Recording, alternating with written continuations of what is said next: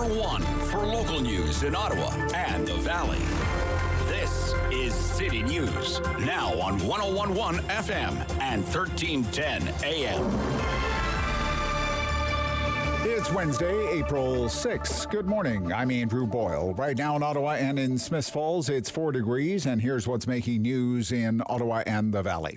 The province is expanding booster shots to a fourth dose for certain age groups of COVID vaccine. As COVID cases, hospitalization, and indicators are all on the rise, we get the very latest now from Kevin Meisner. The Ministry of Health says starting tomorrow morning at 8 o'clock, people 60 and over can start booking their appointments for their fourth doses of COVID-19 vaccine, as long as it's been at least 5 months since their third dose. Same drill as before. You can book through the province's online portal, over the phone, or in some cases, go directly through your local public health unit if they use their own booking system. Fourth dose booking is also open to Indigenous communities. Now, doctors and public health experts continue to warn Ontario is going through a sixth wave. In a Twitter post, the head of critical care at Toronto's Michael Garron Hospital, Dr. Michael Warner, says the province hasn't offered any kind of updated guidance or data. First of all, we need to talk to people. The Chief Medical Officer of Health needs to get in front of a microphone and actually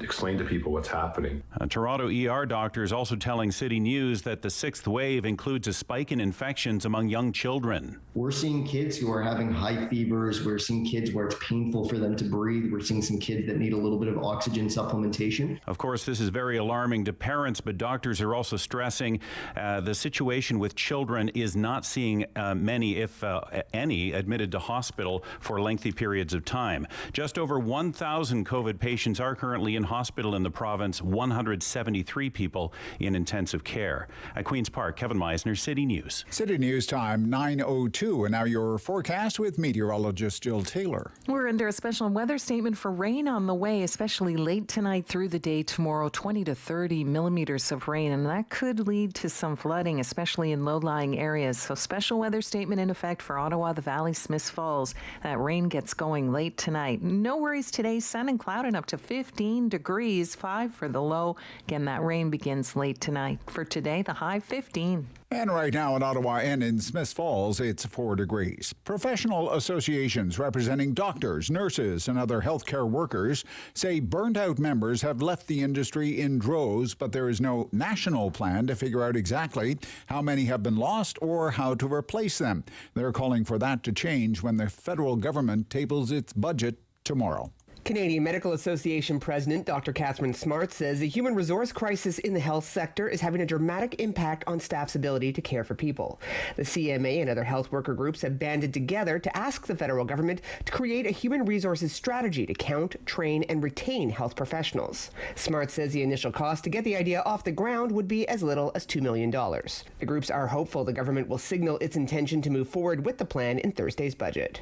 Laurie Paris, The Canadian Press. City News time, 9:03. The G7 and the EU will be announcing a new sweeping round of sanctions on Russia today.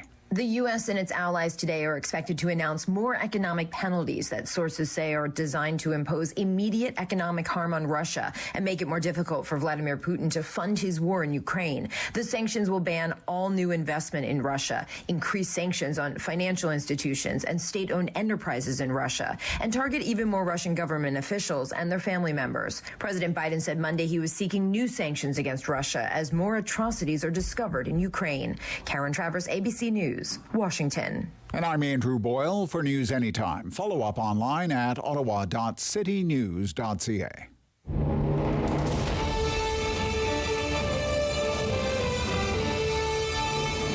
When the headlines say X, he's got the Y. It's the Rob Snow Show on Rogers TV and City News. 101.1 FM and 1310 AM. Well, it looks like our weather wind streak is coming to an end. We get a taste of what April is best known for. Thursday, Friday, Saturday, rain, rain, rain. Hey, but on this day, 1958, we had 13 centimeters of snow. So at least it's not that. You don't have to shovel the rain. If anything, I think this is probably the end of the snow. But not the Rob Snow Show. This is it. right here on City News, and thanks for spending part of the day with us. We were very busy around here today. We had a lot of things on the go. Coming up, Councillor Catherine McKenney, running for mayor, city councillor, Somerset Ward, and there's a lot to talk about with the councillor. A lot happening at city council these days. A lot of big issues. Okay. You know, they had the whole aftermath of the trucker protest. That continues to make news, continues to reverberate throughout the city. Of particular interest in the last week or so, I think, has been the reporting into the conversations that were happening before and during the protest, conversations between organizers of the protest and members of the Ottawa Police. People, Councillor Fleury described them this week as liaison people with the Ottawa Police. The left-wing news outlet Press Progress is reporting, for example, that the Ottawa Police informed city officials they had designated Queen Elizabeth Drive as a parking area for convoy vehicles one day after the protest started, but nobody from the city bothered to explain this to the people who live near Queen Elizabeth Drive.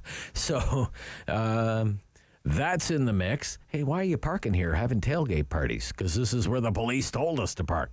Okay. So, that's in the mix. And, that reporting comes not long after another news report that seems to show it suggests how, the word is accommodating that comes to mind for me. The police were very accommodative for the protesters, all these back and forth exchanges about plans and, okay, well, park here and we've secured the ball field for you and you can use that as a shuttle and like all of this stuff. And that goodwill seemed to last for about, 2 weeks before it finally soured. So we'll get into all of that with the councillor as well. Again, with the Ottawa Police had an $8 million deficit. $8 million budget deficit to end the year. Well, had an $8 million deficit until yesterday. That's when the Fedco committee voted to close that deficit by transferring more than $5 million from the police reserve. I guess that's why you have a reserve. And almost $3 million from the tax stabilization reserve. And just like that, poof, no more deficit for the Ottawa Police. The city ran a surplus. It says it ran a surplus for the year, $52 million surplus. How did that happen? Given the gaping holes in the transit budget, the increased costs to run Ottawa Public Health throughout the year. So we'll get into all of this with City Councillor Catherine McKenney, candidate for mayor. Very much looking forward to that. I always enjoy our conversations.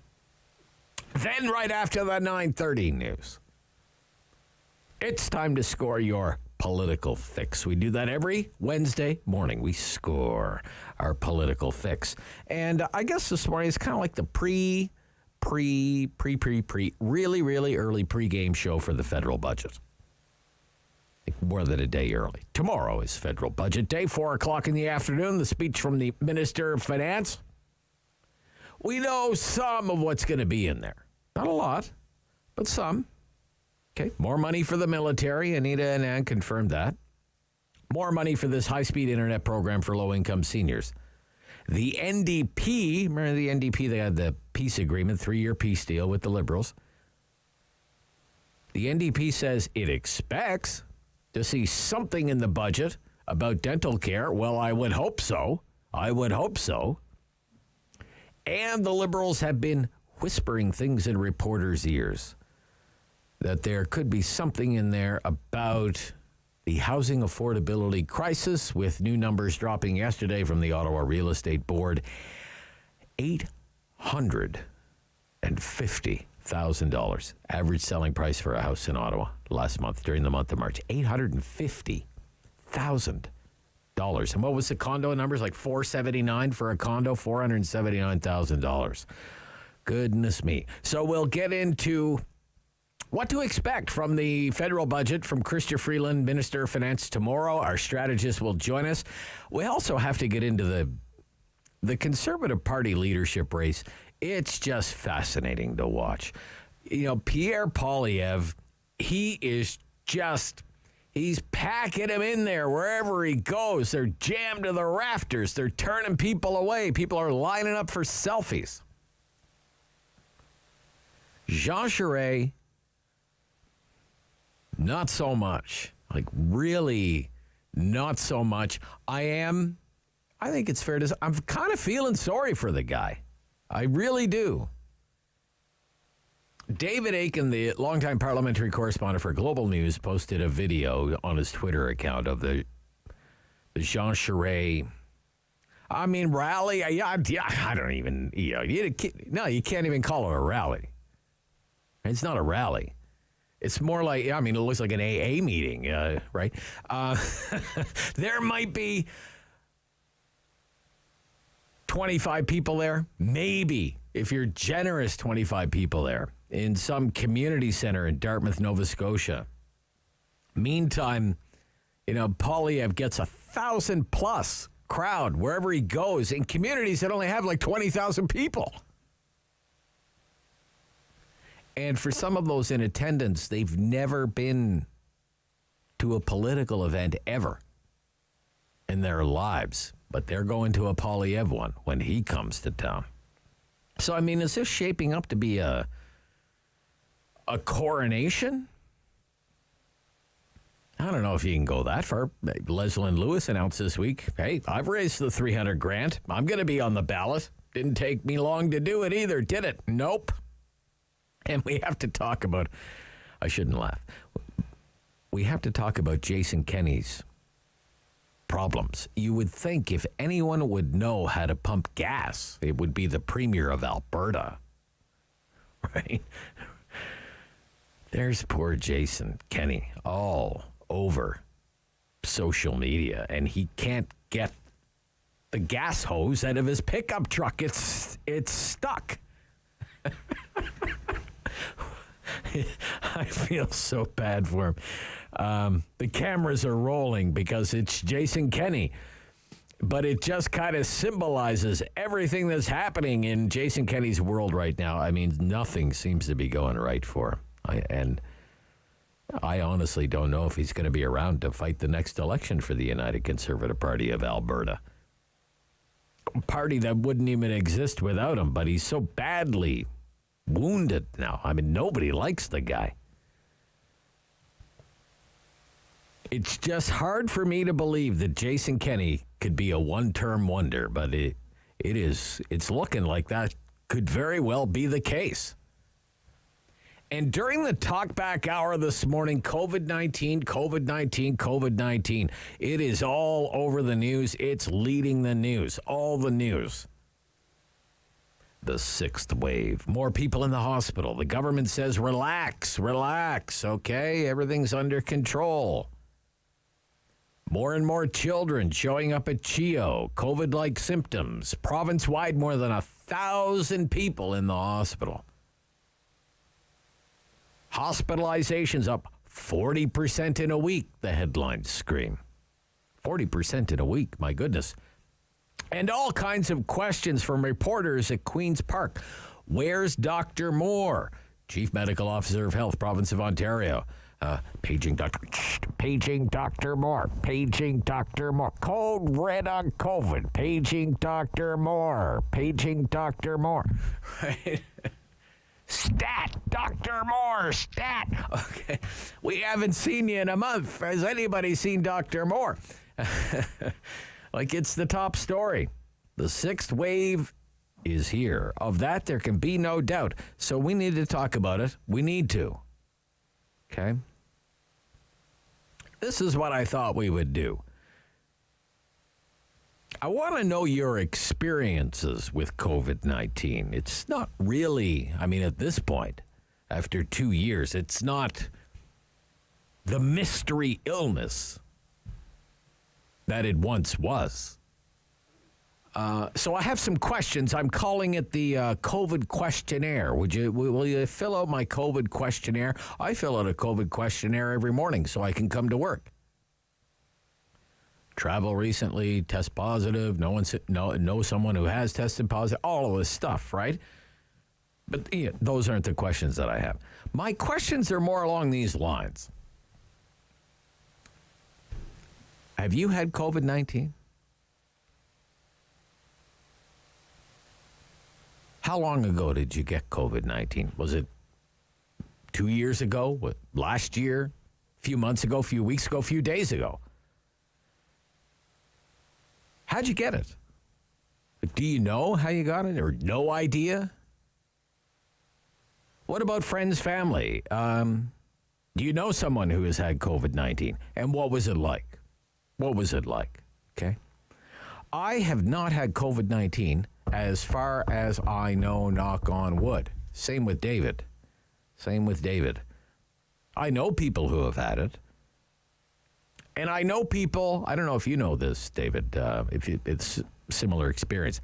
I know people who are convinced that they had it, but they never were tested. They never had that. It's just their own kind of suspicion. I'm pretty sure I had it. You know, it this happened kind to of my thing, mom last week. right? Happened to my mother last week. What do you mean? What do you mean? She was sick for 3 days, tested negative twice, but she's convinced it must have been the cold. It was a bad cold. Really? What else should it be? You know? Right. Okay. Yeah. So my questions are along those lines, and it's just to kind of get the conversation going, and then we can get into what you think officials should be doing now, if you think they should be doing anything, because it seems to me a lot of people, including the premier, they've kind of moved on. So we'll get into that after the 10 o'clock news on the Rob Snow Show on City News.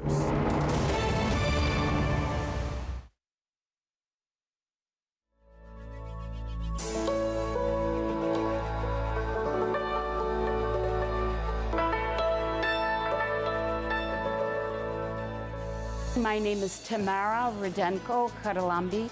I'm a member of the Ukrainian Orthodox Parish here, and I'm also a member of the Ukrainian Women's Association of Canada, Ottawa branch.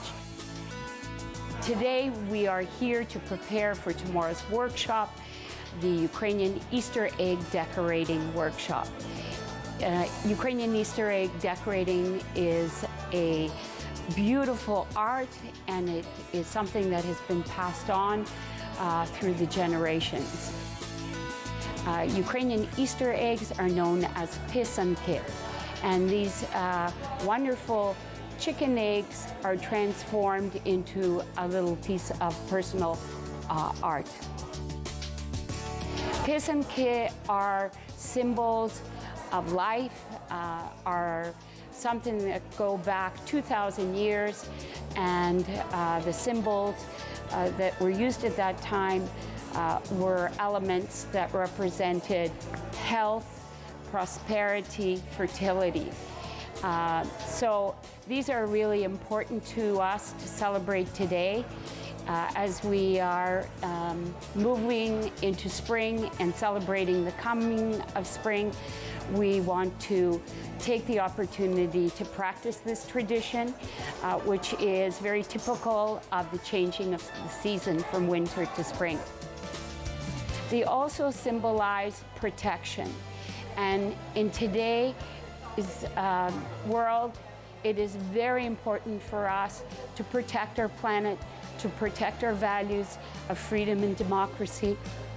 And these wonderful little pisanki are symbols of hope and symbols of peace. So the mantra is peace, pisankas for peace, and pisankas for protection. The more we can write, the more eggs we decorate, the stronger our spirit is, and we are sending those messages of goodwill to Ukraine, where people are struggling with a horrific Russian invasion. They are struggling to protect their land, struggling to protect their families, and we believe that this gesture, which may be a moment of light, brings hope to people, not only here in Ottawa and our own families, but across the lands and across the ocean to a much needed country. Strong opinions. Rob Snow Show returns on Rogers TV and City News. 101.1 FM and 1310 AM. The aftermath of the truckers' protests, the Ottawa Police, funding for the Ottawa Police, the city's balance sheet, surplus to end the year, transit funding, the future of OC Transpo, a lot of ground to cover. with Councillor Catherine McKenney, candidate for mayor. Good morning, Councillor. Hi, good morning, Rob. How are you? I'm good. More importantly, how are you? I'm good. I'm feeling much better. That's good. You tested positive, right? I did for COVID. 2 weeks ago. Two weeks ago I did. But yeah, I'm feeling much better, but that was a little bit of a rough go for me. It was a rough go. I'm sorry to hear that. I'm glad you're on the mend. I'm glad you're on the mend and that you could take some time for us today. Yes.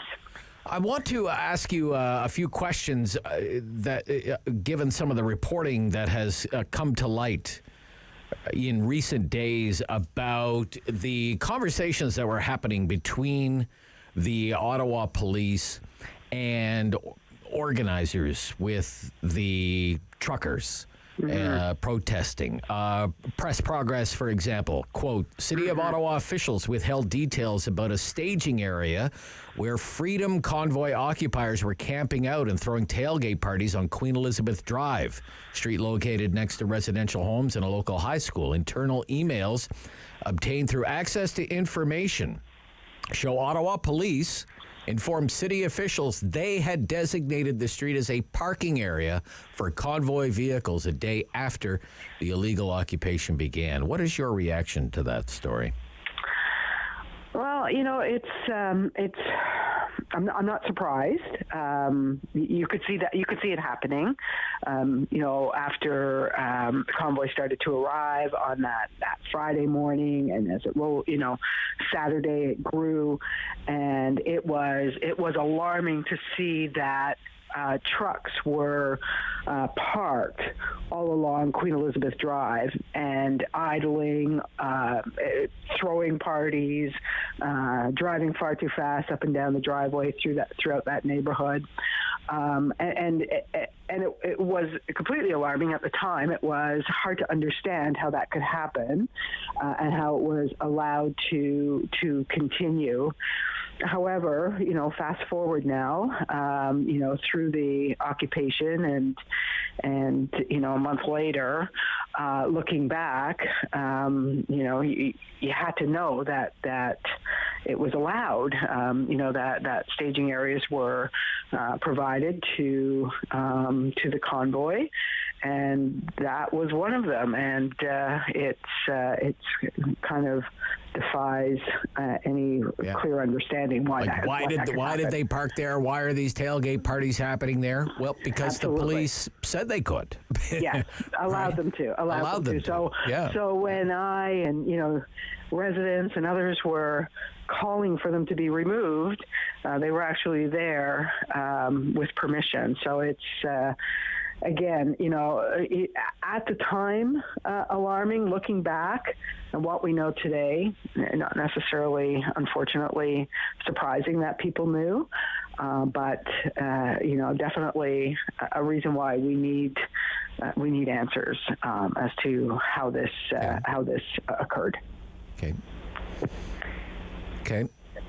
Ottawa police had an $8 million deficit. The FedCo committee yesterday transferred more than $5 million from the police reserve, $3 million, almost $3 million, 2.8 or so, from the tax stabilization reserve to fill the deficit for the Ottawa Police Service. What is your reaction, please, to that?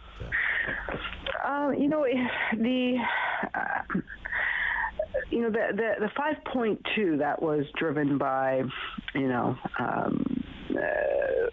a job evaluation, labor relations. Like, I've seen that happen. That happened when I was on the library board. You are, you know, presented with settlements, and they cost money. The increased remissions and rebates of $2.846 million that will come out of the tax stabilization reserve. I need a better understanding. I've asked staff to provide me with more information. What was as a result of what, and why was that not foreseen? We need to understand going into our budgets what is foreseen, so that we don't come out and have to dip into our reserves for any line, including Ottawa Police. Can you help us, those of us who may be struggling with this, no matter our political persuasion? If someone may be more left of center may wonder how the city runs a $52 million surplus and sees the need in Ottawa community housing, for example. I know someone else, who's more fiscally conservative minded, would wonder, why is the city of Ottawa raising my taxes while it's running a $52 million surplus? How does the city, after last year of all years, how did the city end up running a surplus? I guess there are two answers there, obviously. One is, yes, we have a surplus, and yes, I believe, and working with colleagues to look at, where can we invest that? Investing money to save money is a good thing, right? Mm-hmm. So we know, for example, that, investing money in housing means less pressure on shelters, hotels, motels that we're housing people in. That cost us last year some $35 million. So we can invest some of that money to save money. On the other hand, the surplus is largely, due to last year was an anomaly. We received, social service relief funds. We received from other levels of government. Transit funding, transit operations funding. Right? Yeah, absolutely, to fill those gaps. So it's, last year is a difficult year to take as a marker of, what was needed, what was spent, et cetera. And we're moving into a time now where hopefully we're coming out of COVID, but we don't know that. We don't know, what the next 3 months, 6 months is going to bring in terms of, further needs for, in our community. But I can tell you that, I was surprised, given the needs I see in the community that I represent today, that we had, a surplus in, for example, employment benefits. It just seems to me, and I asked that question yesterday, but it just seems to me that the needs are there, and I have a hard time wrapping my mind around how those needs weren't met when, in fact, we had these surpluses. Okay, tomorrow's the federal budget.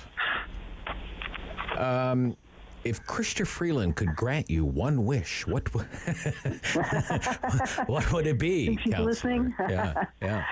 I am looking, obviously, for investments in housing.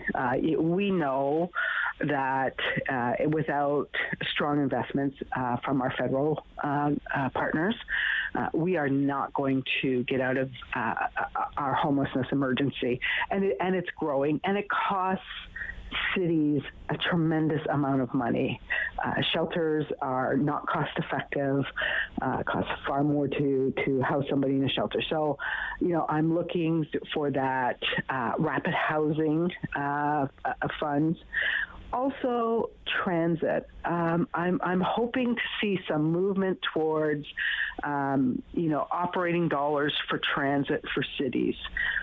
We need to, again, the money that we spend on roads, on fixing our roads, on widening roads, at some point we have to face that challenge, and we have to move people onto alternate ways of traveling. And transit, especially in the city as we're building our light rail, is the best way to do that. And I think it is for every city. It doesn't mean that people aren't going to continue to drive. Of course they will.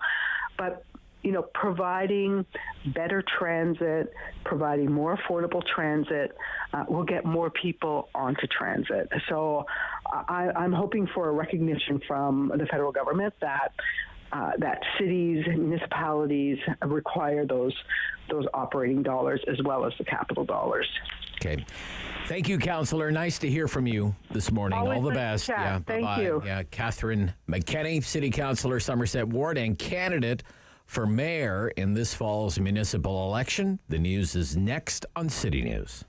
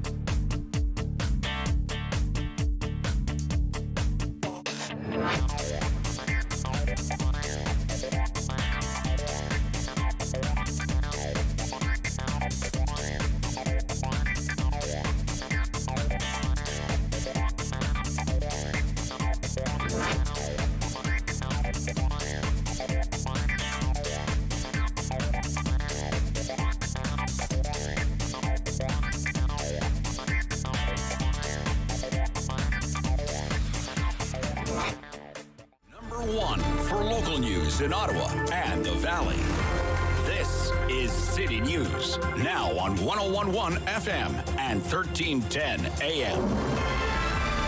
It's Wednesday, April 6th. Good morning. I'm Andrew Boyle. Right now in Ottawa and in Smiths Falls at 7 degrees. Here's what's making news this hour. Anyone age 60 or older or Indigenous and their families eligible to book a COVID vaccine fourth shot or second booster dose after 8 o'clock tomorrow morning. The Advisory Committee on Immunization in the country still studying whether 2 booster shots are beneficial for those under the age of 60.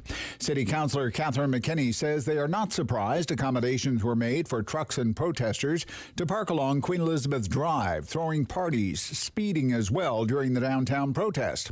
While difficult to understand the time, McKenney says we find out now it was allowed to happen because it was one of the staging areas agreed to by police.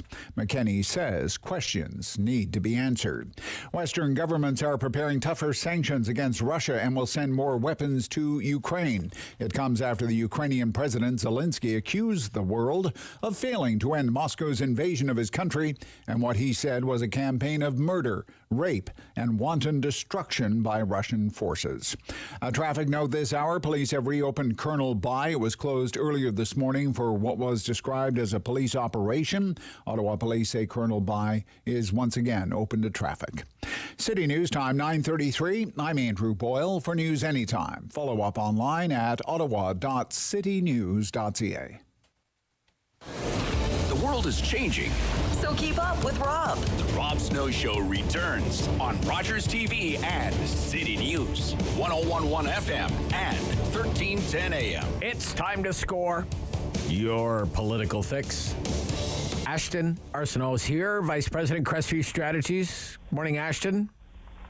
Morning, Rob. Yeah, and Carl Belanger is the President of Traxion Strategies. Good morning, Carl. Good morning, Rob. So, big day tomorrow for political junkies, Federal Budget Day.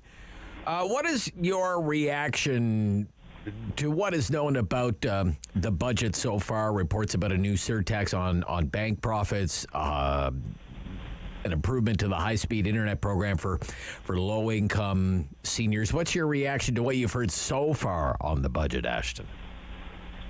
Not too many surprises. This government, if anything, has been good at strategic leaks over the years. The surtax on banks, something they floated in their platform. They've alluded to it 2 or 3 times. I think it was in their last fall economic statement. So, any of those institutions who I'm sure aren't happy this is coming down the pipe, they can't be too surprised at the end of the day. Based on what we know, I think, it will be a relatively straightforward budget in terms of not too many surprises is where my vantage point is right now. I think you'll see, based on the deal with the Liberals and the NDP, I think you'll see an allusion to dental care. I think you'll see an allusion to pharmacare. And I certainly think that they will double down on their environmental policies, piggybacking off the emissions reduction plan last week. And I think there'll be some housing items as well. But I guess those are the big ticket items, and I think they're well known at this point. Right. Illusions to dental care, pharmacare. They've kind of been illusions, haven't they? with Liberals over the decades. But Carl Belanger, what do you think about what we know so far? Well, I think first thing is that it will be adopted. The House will vote for this. I think it's a given. And so we won't have the political games that we've had over the past few years about, will the government fall? Will there be amendments? Will the opposition unite to defeat the government? And so on and so forth. So that's gone. And so the Liberals will do pretty much what they want as long as they meet the NDP demands. And so we know what they are. And that's what I'm going to be looking at. Is the NDP going to be satisfied with what's in the budget? Will the Liberals deliver on what they promised to the NDP? And if not, then what happens? Right. So that will be interesting. But the thing that I was this morning kind of interested by was the Liberal MP for Pontiac, Sophie Chatel, who came out and says the budget must be fiscally prudent. Wow. Okay, I'm looking forward to see what that means, because certainly this government has not been shy about spending freely and wildly. Yeah, in good times and in bad, and in good again. So, but if you're the NDP, you've made this deal, you've signed this more or less this peace agreement, 3 years, 4 budgets, with the thinking that you're going to get the credit for things that move beyond the illusory stage of pharmacare and dental care. So how do you get maximum credit for any new measures in this budget? How do you make sure the Liberals don't get all the credit for it, Ashton? Well, I mean, to be perfectly honest, they've already made inroads there, right? The public signals are very clear that, had this arrangement not been agreed to, I don't think you would have saw dental care. I don't think you would have saw pharmacare. So, I think they can rest on their laurels, at least briefly, that those 2 items are going to be in the document. And I think there's going to be, I don't want to call it an extreme, but I would say a handsome allocation of funding towards the housing situation as well. All well understood to be NDP ideas over the years. And for them, I think how they can eventually take credit is by tweaking what is referred to in the budget more in the line of how they want to see it actually delivered in practice, right? That's where the proof is in the pudding. It's one thing to write down a concept on paper, present it in a budget, allude to it in a speech.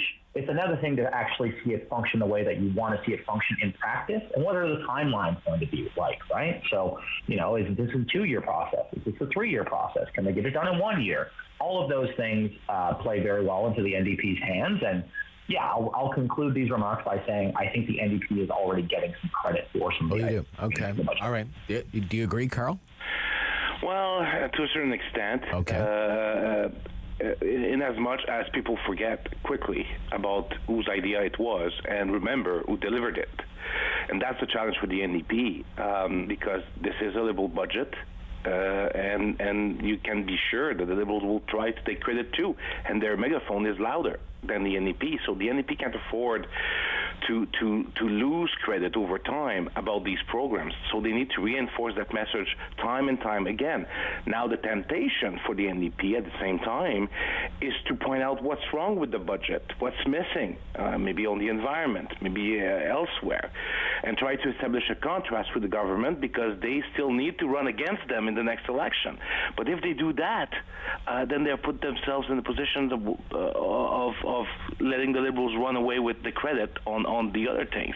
So it's a difficult thing, and there's a reason why Jagmeet Singh is facing the following challenge as outlined by Angus Reid. It's like a lot of people out there, including Liberal voters and NDP voters, believe that Jagmeet Singh has abandoned the hope of forming government. And when that happens, and if that crystallizes, then it makes it very difficult for the New Democrats to run and win more seats. Right. Yeah, I believe didn't that survey say the people, for the most part, people are okay with it, this agreement, but they feel betrayed by it. Well, when you look at the party preference, though, it's those that really feel betrayed by it are those who are in the other parties. About a quarter of Liberals and NDP feel betrayed by it, right, which is 1 in 4. It's not nothing, but it's not the majority. Right. But of course, 90% of the People's Party supporters are betrayed. They're betrayed, yeah. Freedom. Okay.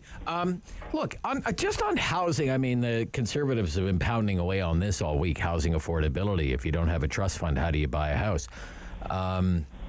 Housing numbers came out for Ottawa yesterday, $850,000 for the Ottawa average selling price, $850,000.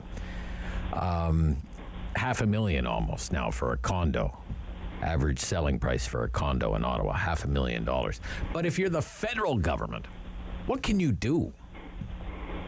What can you do if you're the federal government? If Chrystia Freeland is going to come out with something to address the housing affordability crisis,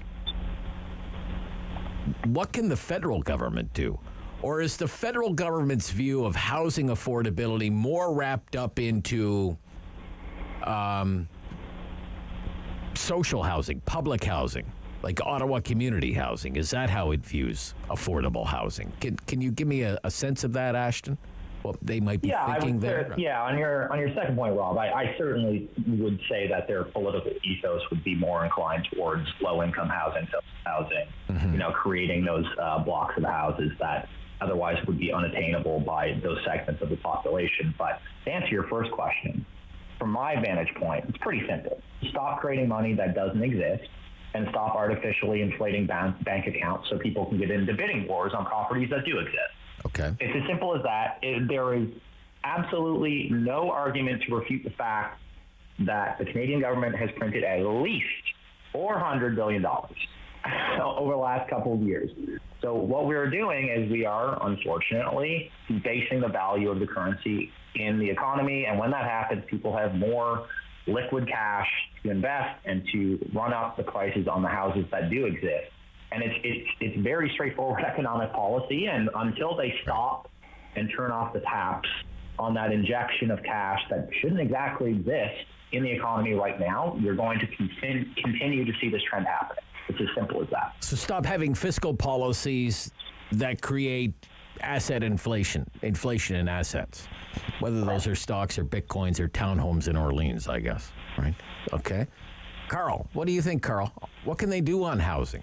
What can this government do on housing? It doesn't have a very good record when it comes to housing affordability.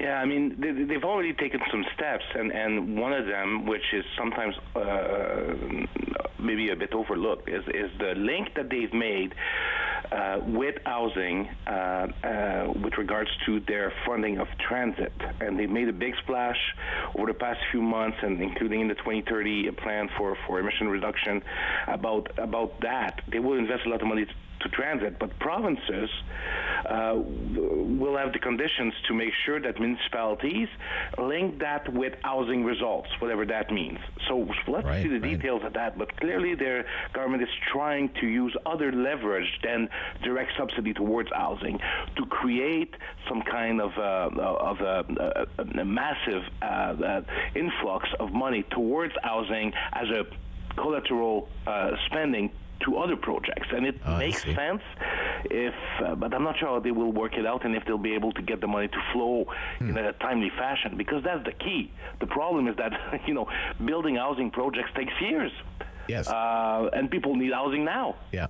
And so I guess it's better to start now, but we are years behind schedule to meet the needs of the growing population. Right. In other words, look, we're the federal government, and we're going to send you, the city of Ottawa, X number millions of dollars this year for your transit capital costs. That's right. For light rail, whatever. What we want to see in return is you're going to have to meet this benchmark on whatever it is. Building permits issued or whatever, and if you can make a transit-oriented development, we'd love that too. That'd be a twofer for us. So maybe something like that. That's the second time I've heard that this week. That's really interesting. You build a station. You make sure that around the station there are high-rise units that are affordable. Yeah. You densify your population. You make then a population using that transit. So two stones with the same throw. Yeah. Okay, when we come back, the latest twists and turns in the Conservative Party leadership race. This is City News.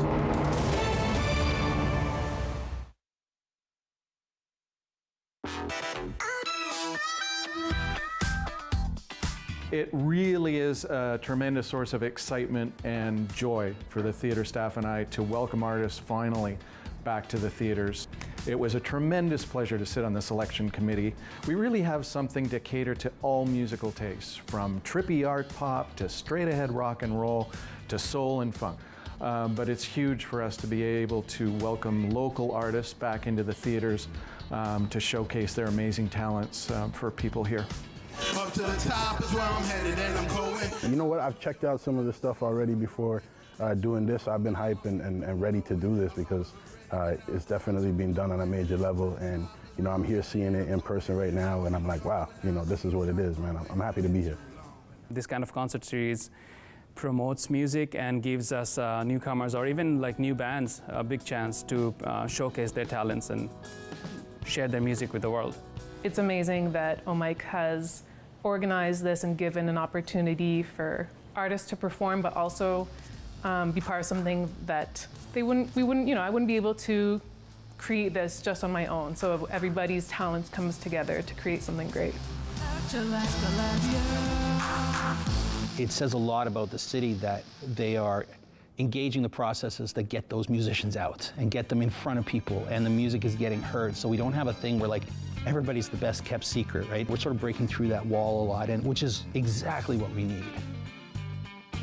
Well, first of all, I'm really grateful for this opportunity. For me, it's a little bit like being officially part of the local artist community in Ottawa.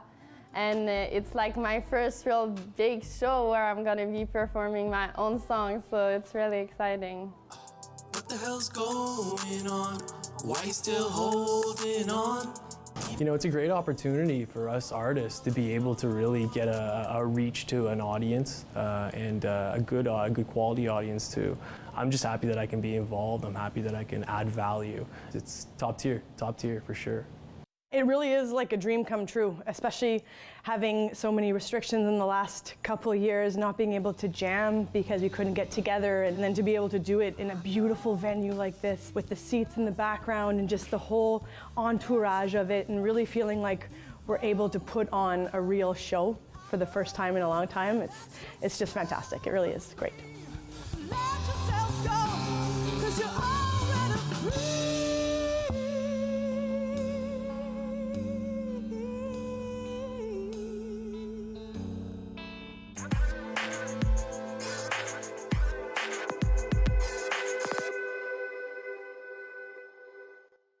Fair. Fun. The Rob Snow Show returns on Rogers TV and City News 101.1 FM and 1310 AM. Let's jump right back into it. Vice President Crestview Strategies, Ashton Arsenault is with us, along with Carl Belanger, the president of Traxion Strategies. It's your political fix, and this is part two. as we turn our attention to the Conservative Party leadership race. Ashton, what do you think of the Poilievre campaign thus far? Well, I can tell you right now, Pierre's focused on selling memberships and getting his message out. And look, we've seen the results. Hundreds, if not thousands, at all of his rallies. He's traveling across the country. And on top of that, more digital impressions than any other candidate I would comfortably label a country mile. I think he's connecting with the base.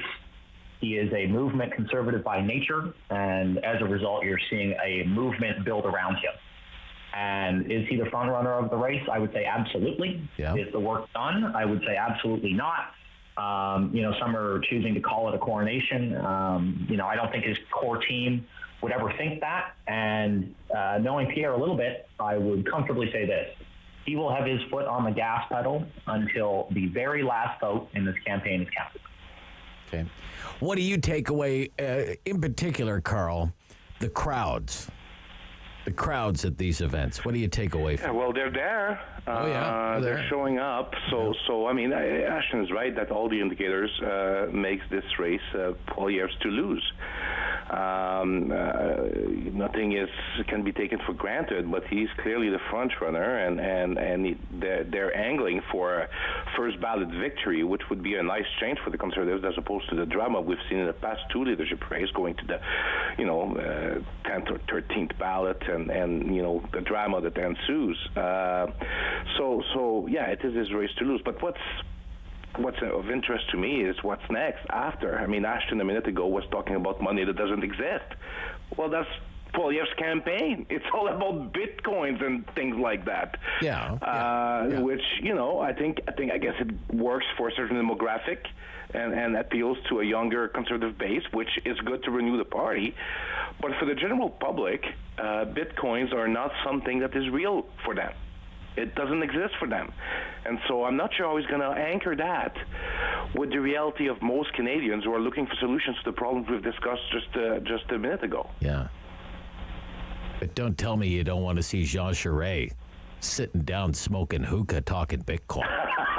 Come on. Who doesn't want to see that? I'd love to see that. Who doesn't want to see that? Do the editorial boards at the Globe and Mail and the Tour Stars? Man, oh man. Otherwise, he's probably not going to get to do it. Man, oh man. Who is Pierre speaking to? The Toronto Star, speaking of the Toronto Star, there was a big write-up that they kind of labeled it Bitcoin populism, but I think the writers were really onto something when they talked about locked out Canadians, young Canadians who feel locked out of the good jobs, locked out of the housing market, and generally just locked out of the middle class. And some of these, they've never been political people who are going to these Poilievre events. They've never been to a politician event at all, never thought they would be, probably. So who is he speaking to, Ashton, do you think? Well, first and foremost, he's trying to grow the tent of Conservative Party members, right? I think that's the most important part we have to realize here. This is a leadership race, and you win a leadership race by selling memberships and getting your supporters out to vote for you. It's as simple as that. Tried, tested, and true. But Pierre is speaking to people who have been told erroneously, going back a few years now, by successive governments and successive generations, that if you work hard, follow the rules, things will work out for you. That's not necessarily the case anymore. Increasingly, it's not. And unfortunately, people are, working themselves to the bone, not getting any further ahead. Home ownership is a fantasy, if not a mirage. And what Pierre is saying, look, I want to give you more control of your life. I'm going to unlock levers that are going to create opportunities that you didn't previously have. And we've got to rethink a couple of things about how we run our own domestic economy. Because frankly, from where I'm sitting, it hasn't worked for the last few years. I don't know how it would start working if we don't make changes of a very serious nature over the next few years. Okay. The activity on social media, the likes and views, how important is that, do you think, Carl? Just by way of comparison, there's a 1:20 video of Pierre chatting with a supporter outside a rally, big line of people who want to get their photo with him. And it has more than 100,000 views. Sheree posts a video from Monday at this campaign stop in Halifax, Dartmouth, Halifax. 3,000 views. 100,000 views versus 3,000. Does that even matter, though? Does it really matter, do you think? Or... Well, it matters. It matters to a certain extent. But if it really mattered, then the champion of TikTok for the last campaign, Jagmeet Singh, would be prime minister. Right. And he's not. Yeah. So it's an indicator. You need to compound it with other indicators. But Charest is a late arrival on social media. He had no following to start with. And it's difficult. It takes a long time to build a following on social media because there's a lot of competition. And he clearly is at a disadvantage. If he had been thinking about this for a while, he should have gotten on the game earlier. But he didn't, and so now he's catching up, and it's going to be very difficult to catch up to Pierre's numbers. What do you make of Leslyn Lewis? I'm the first to raise $300,000. I'm in. Well, good for her. Yeah. Again, it's an interesting indicator, but it may mean many things.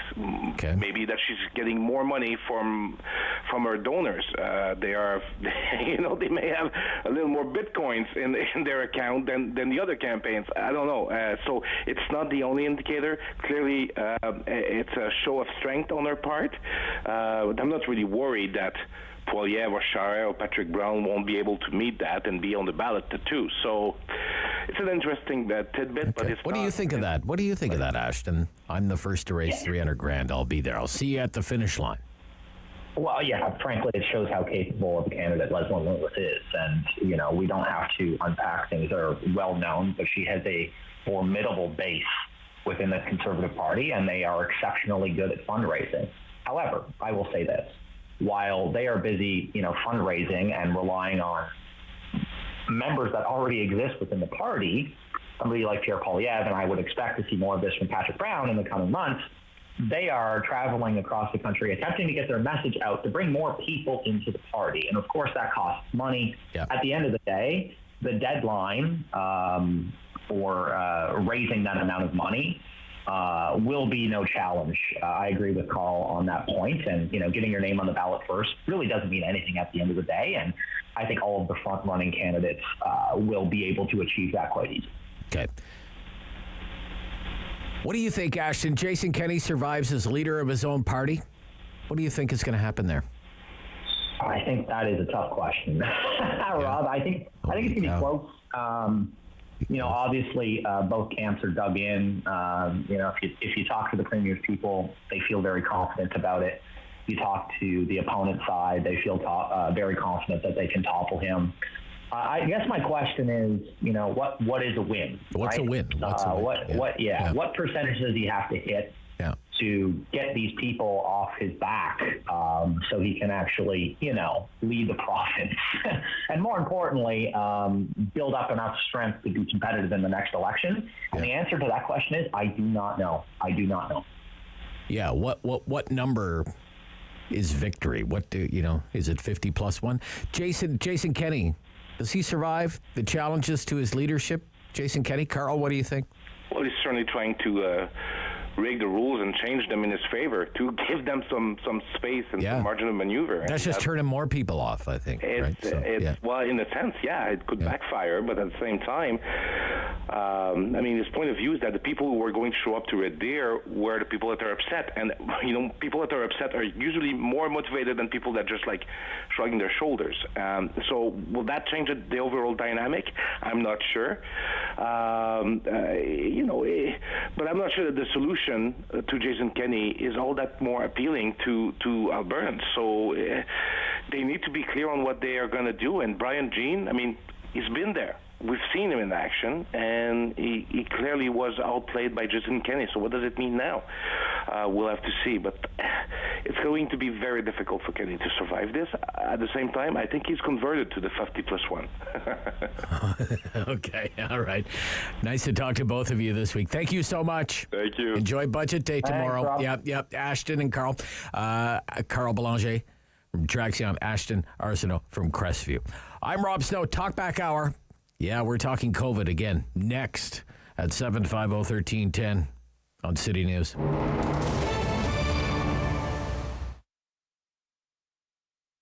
Being a crossing guard works great as part of my schedule as a high school student because I still have time to do my tests and assignments while earning a little bit of cash on the side. Working as a crossing guard fits into my current lifestyle because it gives me a lot of time during the day to pursue hobbies that I'm very interested in. A friend of mine introduced me to this job. I didn't know it was actually a paid job. I always start my day. It's a very little, I guess, few months baby, and she always comes with her dad on her pram, and the smile she has, like, oh my God. Well, I think the OSC is a very good employer. They show quite clearly that they care about you. They're very polite. They really make you feel like you're part of a family. It's fun. I really enjoy it. Gets us out of the house, too. Yeah.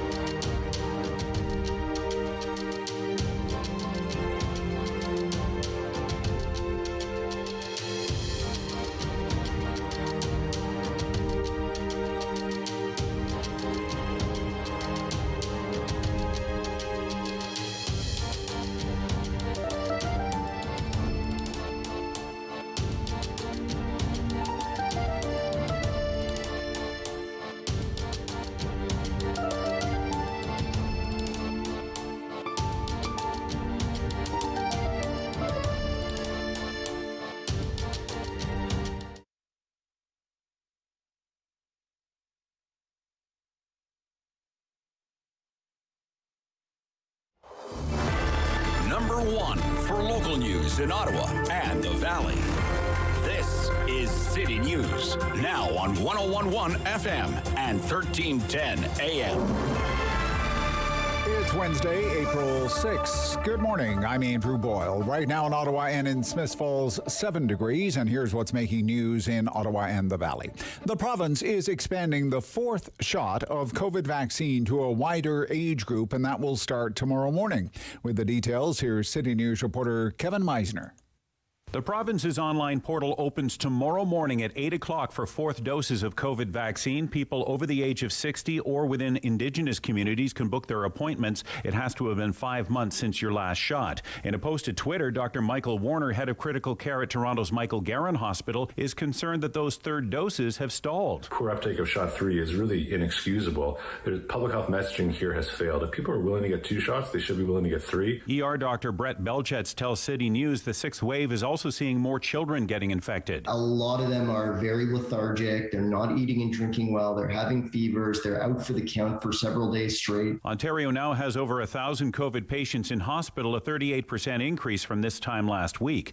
At Queen's Park, Kevin Meisner, City News. City News time at 10:02, and now with your forecast, here's meteorologist Jill Taylor. We're under a special weather statement for rain on the way, especially late tonight through the day tomorrow, 20 to 30 millimeters of rain, and that could lead to some flooding, especially in low-lying areas. So special weather statement in effect for Ottawa, the Valley, Smiths Falls. That rain gets going late tonight. No worries today, sun and cloud and up to 15 degrees, 5 for the low. Again, that rain begins late tonight. For today, the high 15. And right now in Ottawa and in Smiths Falls, it's 7 degrees. Major fighting now in the east of Ukraine as Russian troops seem to have redeployed there. We're also seeing those gruesome videos and photos of bodies emerging from a Kyiv suburb. Kremlin-backed media denouncing them, though, as an elaborate hoax. In detailed broadcast to millions of people in Russia, correspondents and hosts of the Russian state TV channels reporting some of the photos and video evidence of the killings were fake, and others showed Ukrainians responsible for the bloodshed. But satellite images from early March show the dead were left out on the streets of Bucha for weeks. The photos and videos have set off a new wave of global condemnation and revulsion. City News time, 10:03. Ottawa Police gave permission to those taking part in the downtown protest earlier this year to stage in certain areas, and that included the staging area that's usually a no commercial vehicle zone, Queen Elizabeth Driveway. City Councillor Catherine McKinney tells the Rob Snow Show they didn't find out until now why their calls for them to be removed were ignored. At the time, alarming looking back, and what we know today, not necessarily, unfortunately, surprising that people knew, but definitely a reason why we need answers. McKinney says trucks parked and idling tailgate parties were alarming at the time. Now we find out they were given permission. Tributes coming in for a celebrated Canadian conductor whose life was unexpectedly cut short. Hamilton Mayor Fred Eisenberger says Boris Brott was a giant in the classical music world and leaves a legacy of excellence and humanitarianism that is unmatched. Brott died tragically yesterday at the age of 78, shortly after he'd been struck by a vehicle in a hit and run in Hamilton. Police say the driver was arrested following a brief police chase and a collision with several cruisers that left the suspect and 3 officers hurt. Brott founded the National Academy Orchestra of Canada, and he served as artistic director and conductor of the Orchestre Classique de Montreal. Karen Rebo, The Canadian Press. Brott was also principal youth and family conductor at the National Arts Centre Orchestra. He was an officer in the Order of Canada and Order of Quebec and a member of the Order of Ontario. I'm Andrew Boyle for News Anytime. Follow up online at ottawa.citynews.ca. Talk back. Hello. On the Rob Snow Show. The phone lines are open at 613-750-1310. Now, the Rob Snow Show continues. Yes, it does. Everything continues until it doesn't. Take my COVID questionnaire. Speaking of things that continue, the pandemic into a 6th wave. COVID questionnaire.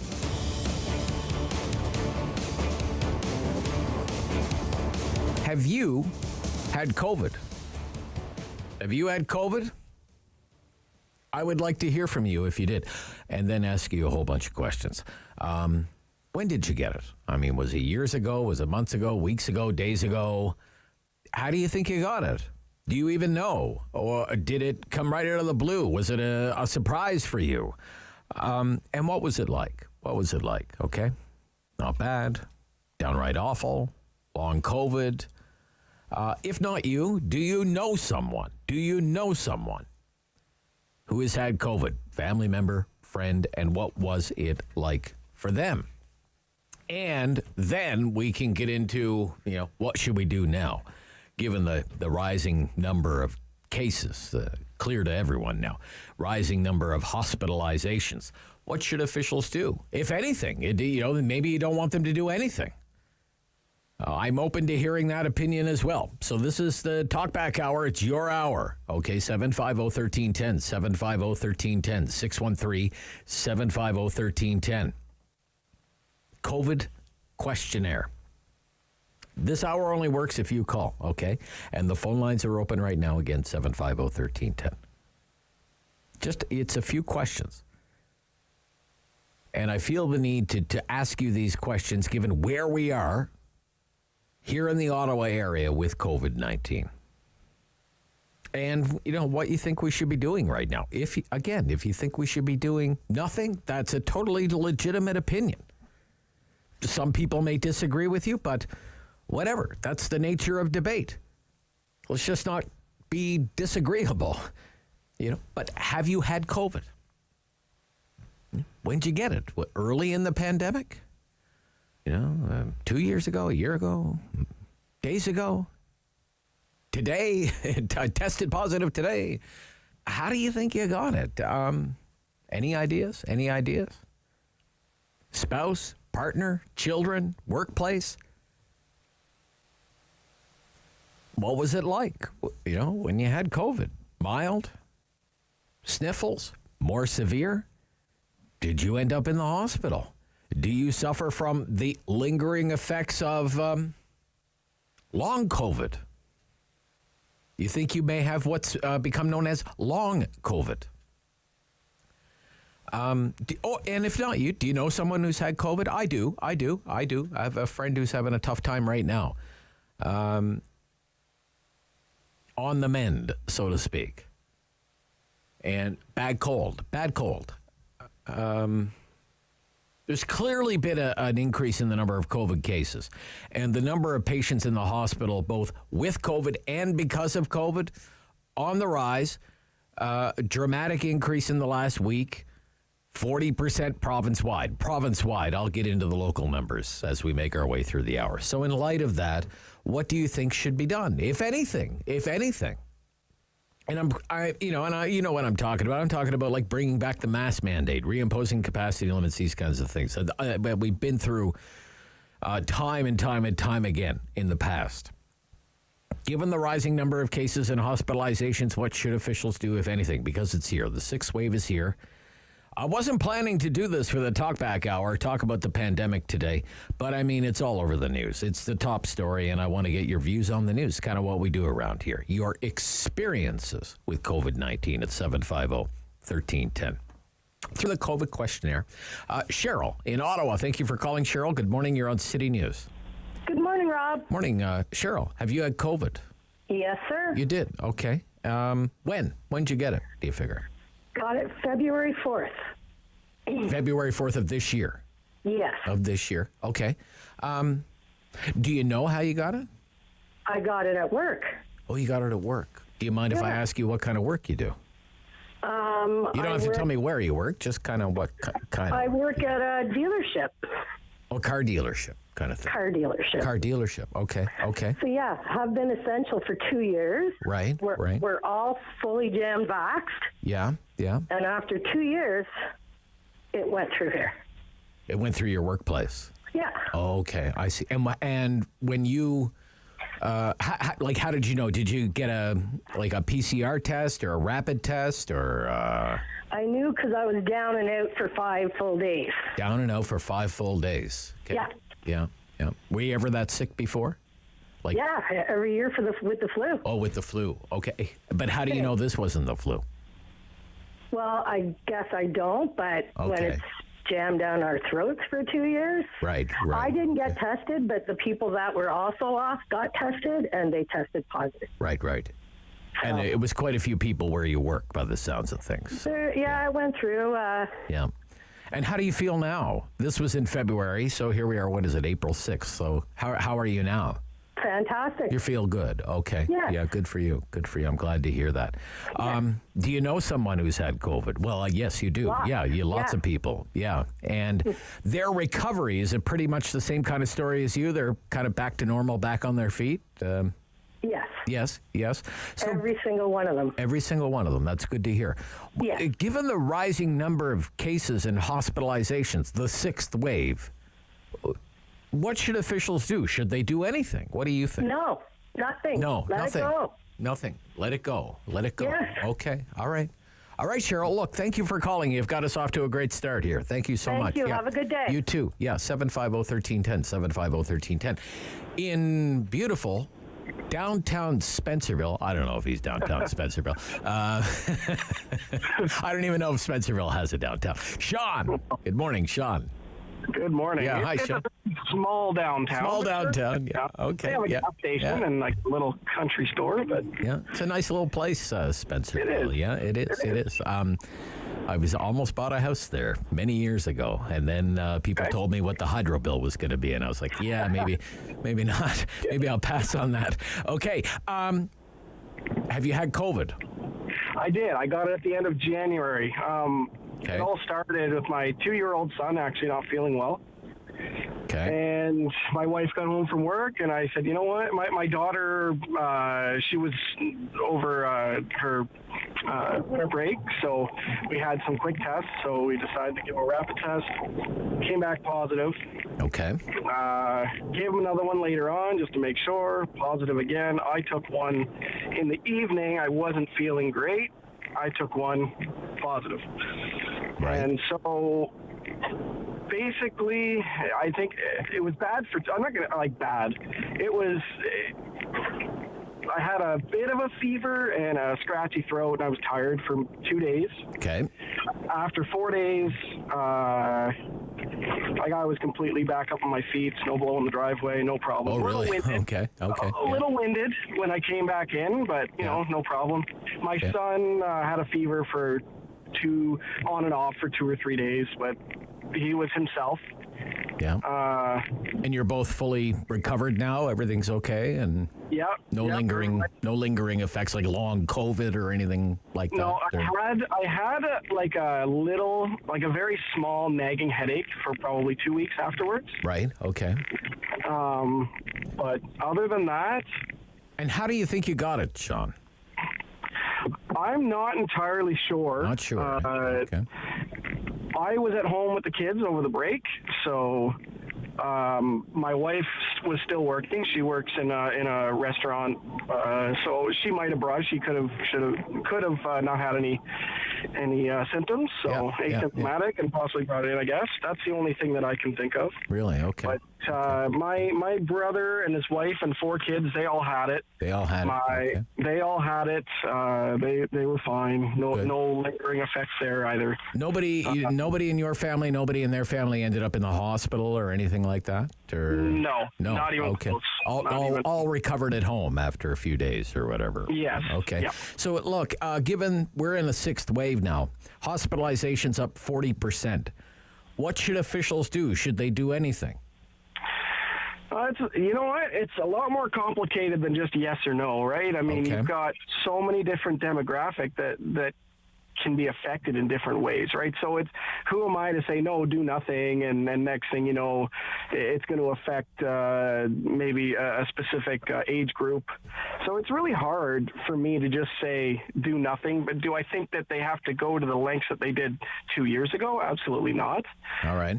If they're going to ask us to put masks back on to go into stores, you know what? It's a mask. It's not the end of the day. And most people are doing that anyway, is from what I see anyway, Sean. So... Yeah, I'm seeing a ton of people and all age groups. I'm not just saying the older folks putting on masks going in stores. I was in Spencerville in the gas station. There was 3 or 4 younger guys, younger than I am, probably late 20s maybe, and they all had their masks on. So it's not just,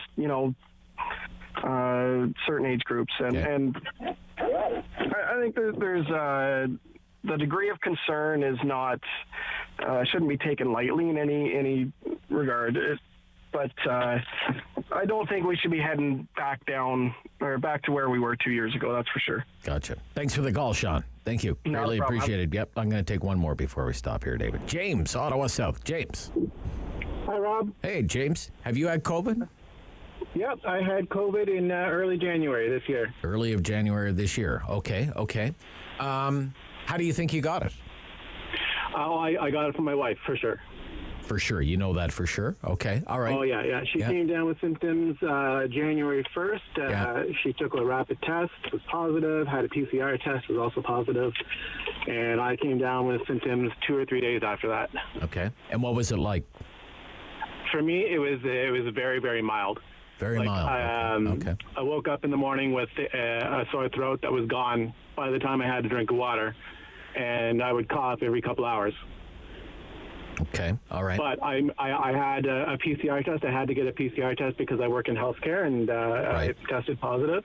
Yep. My wife, she had more lingering symptoms. She had, the cough, the fever, the chills, the loss of sense of taste and smell. Oh, really? So she had it much worse than I did. But, we're all fully recovered. We're vaccinated. My kids are vaccinated. Neither of them got it. Good. No lingering effects at all or anything like that? No. I'm back at the gym and working out just like I was before I got it. What about friends and family? You know anyone? Well, so I work in healthcare, so I do have a lot of colleagues that have gotten it. I haven't heard of anybody being hospitalized from work. My sister in the States, she caught it very early on. And no lasting lingering effects for her either as well. Okay, so given what's happening right now with hospitalizations, rising number of cases, what do you think officials should do, or should they do anything? What do you think? I think at this point in time, like they've been saying, we need to learn how to live with this. Okay. Right. So if we shut everything down again and go back to mask mandates and capacity limits, that's not learning to live with this. COVID's here. It's here to stay. It's not going to go away anytime soon. So learn to live with it. If you want to wear a mask out in public, by all means, wear a mask. If you don't feel safe being in large crowds, then don't be in large crowds. You know, like my kids are going to school. They don't have to wear a mask right now, but they're choosing to wear their masks. Right? I told them it's up to them. It's their choice. If they want to wear a mask, then wear it. If they don't feel comfortable with the mask on, then they can take it off. And they've been wearing their masks. I'm okay going to the gym and going to Costco or wherever else to do my shopping without my mask. And I won't give anybody a hard time for wearing a mask or for not wearing a mask. Good stuff. Thank you, James, for calling. All right, glad you're well. Glad you and your family are well. We'll be right back. Rob Snow Show, COVID Questionnaire Day on City News.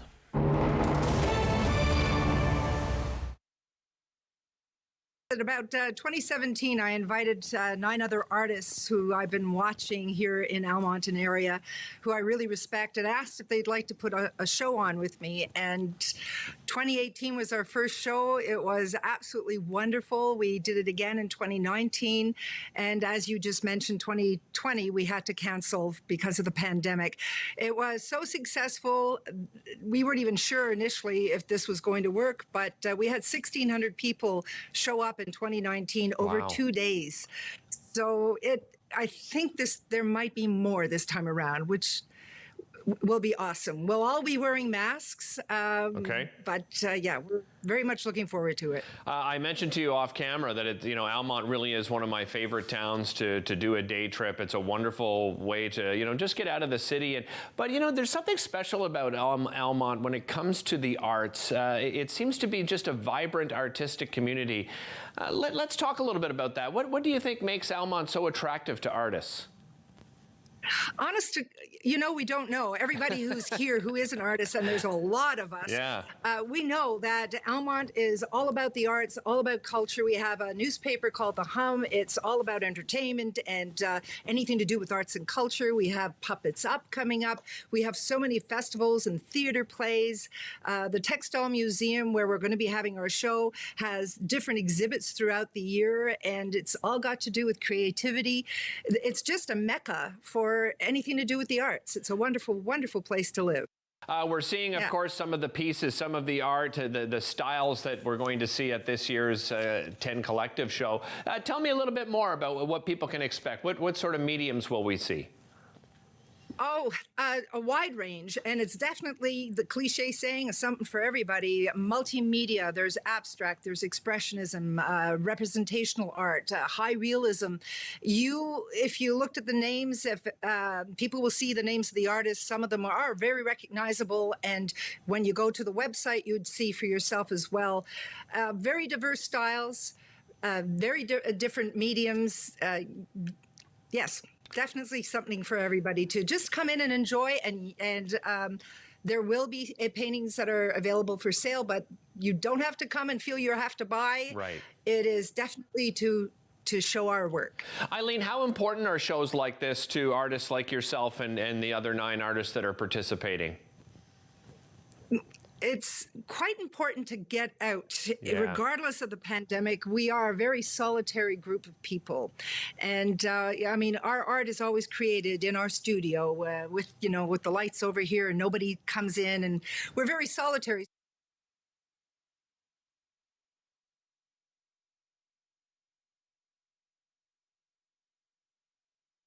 It's time to talk back on the Rob Snow Show.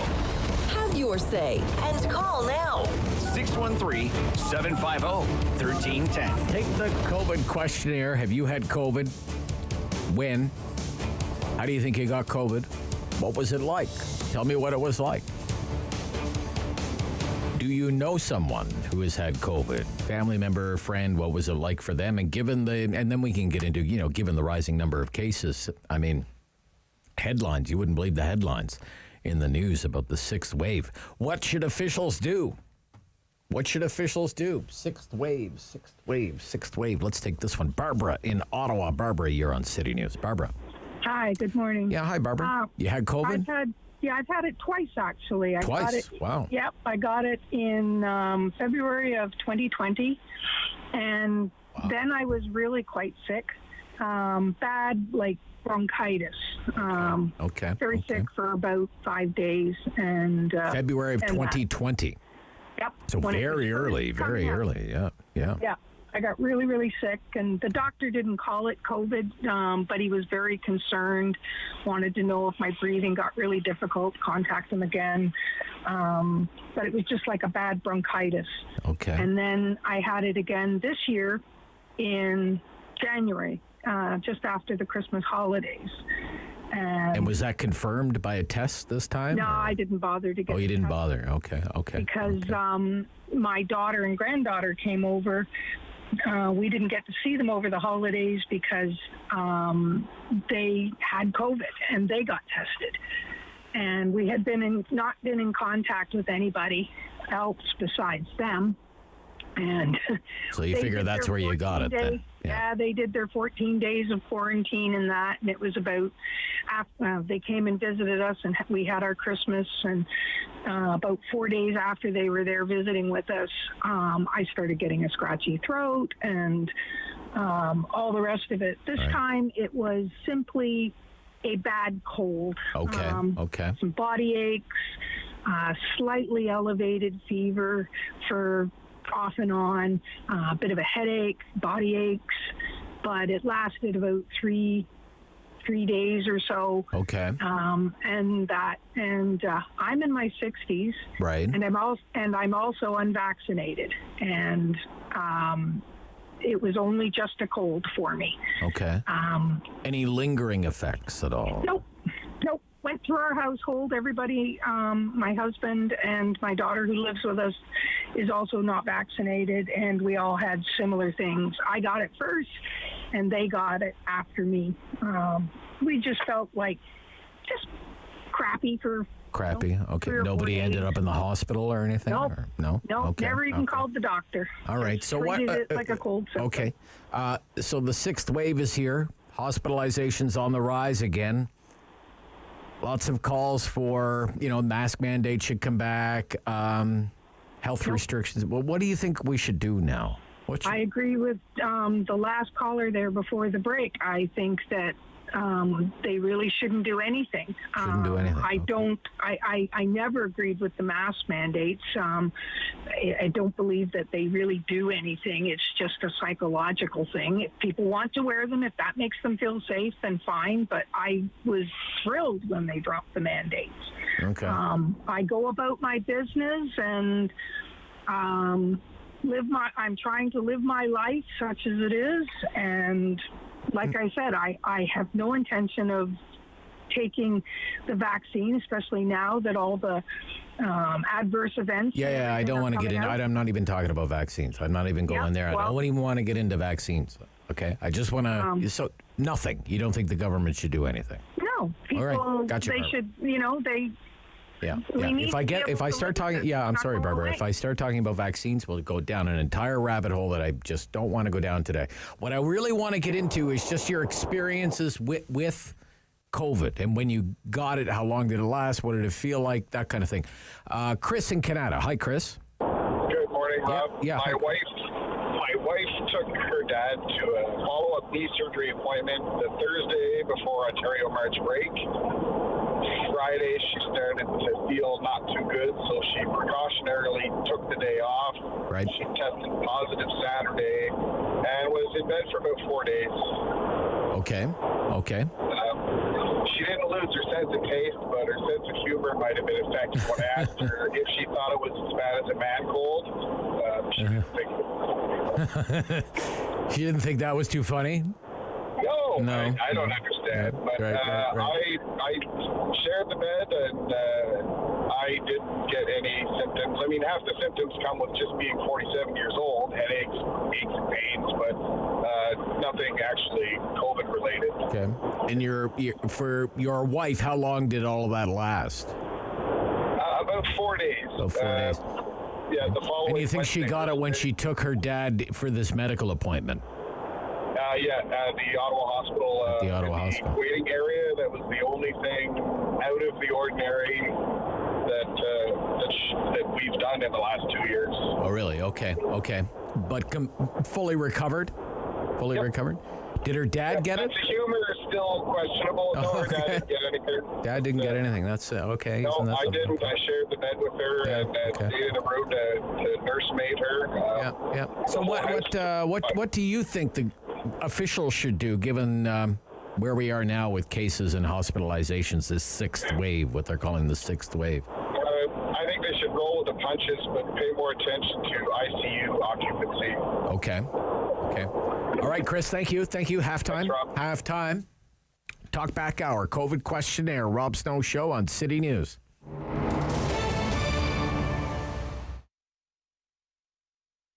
There we go.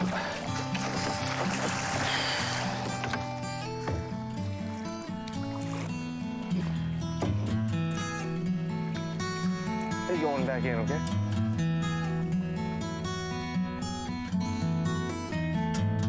It's a new season of The New Fly Fisher on Rogers TV.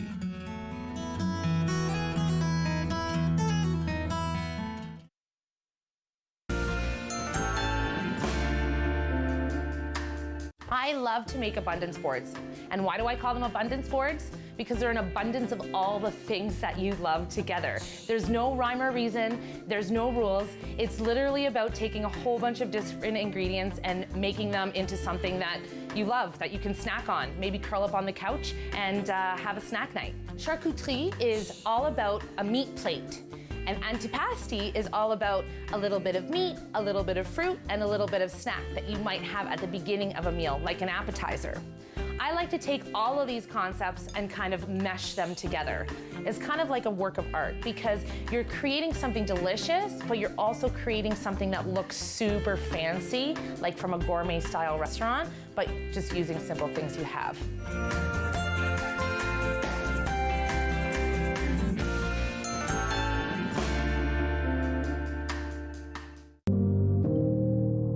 Ottawa is a very political city, and it's not just political with the people in Parliament. You got street politics, you got business politics, you got basketball politics, and if you don't know how to navigate the systems, you get left behind. I did. They thought I went crazy. They thought I was dead. I was. But it's never too late to heal, to rebuild, to reinvent yourself. Prezi.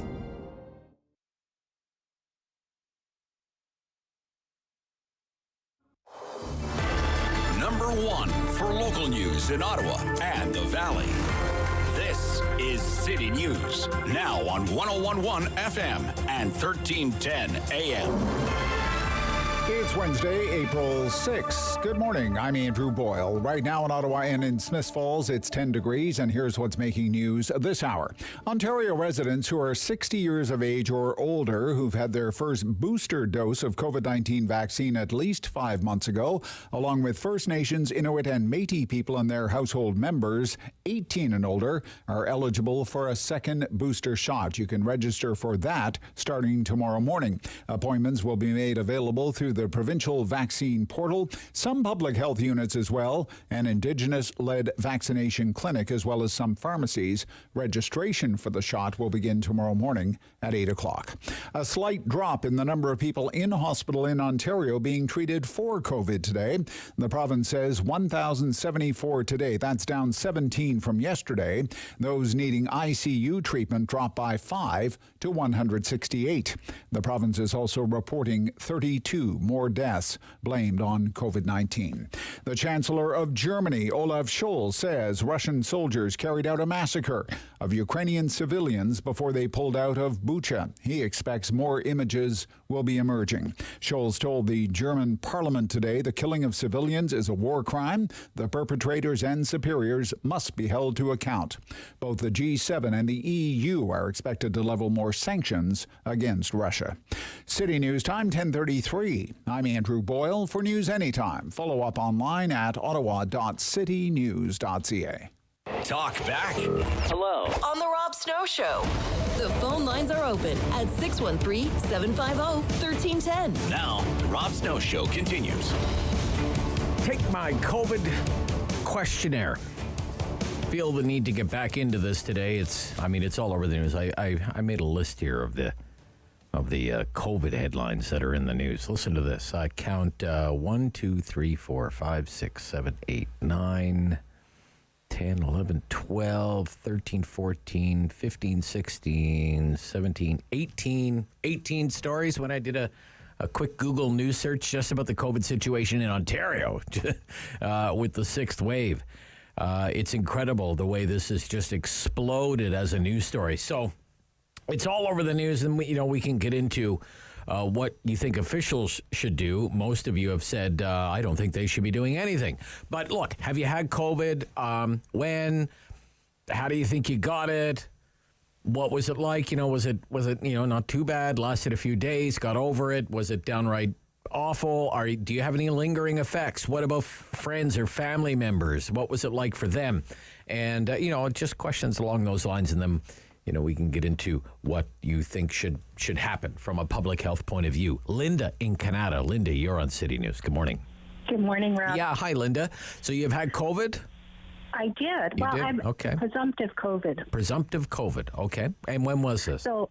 Well, we went to the Christmas markets in Germany in December of 2019, and we got back on December 15th, and on Christmas Eve, I started getting sick, and by Boxing Day, the 27th, I had horrible bronchitis, fever, very, very sick.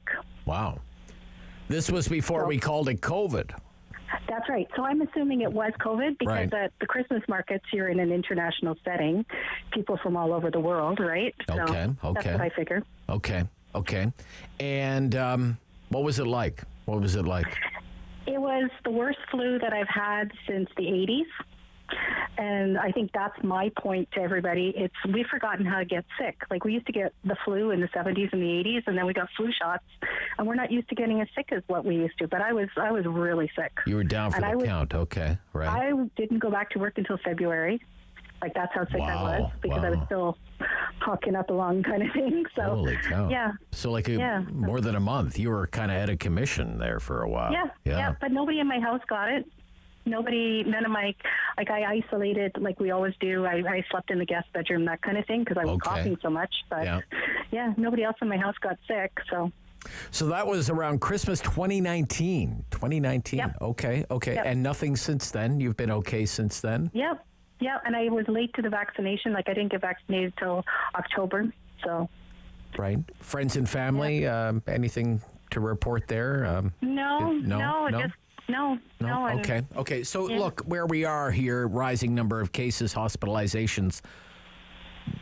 What should officials do? They're under a lot of pressure to do stuff. Well, I don't think they should be doing anything. It's a really, really bad cold. I think we've forgotten, like I said, how to get sick. Mm-hmm. It's not going away.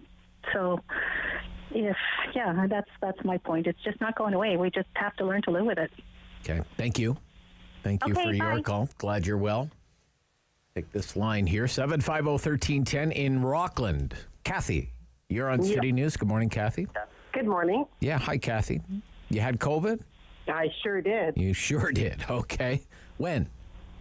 Just this last 2 weeks I got it. Oh, in the last 2 weeks. Wow. I went to New Brunswick for our first visit in 3 years, and even tested the day before I went up. The 2 days actually before I went up, thought I'd actually had it in December with a really bad cold. So I thought it was relatively safe, only to get to New Brunswick to find out that my mother, who we were going to visit, already had it. She thought she had a cold. You think you got it from your mother? Oh, absolutely. Because she had been out to what they have is an open mic for seniors, and it was their first maskless night the Wednesday before I arrived, and all of a sudden it became a super spreader event. They all got it. Open mic for seniors? Yes, they've been doing it all along COVID, but with their masks and all the precautions, and nobody got it. Right.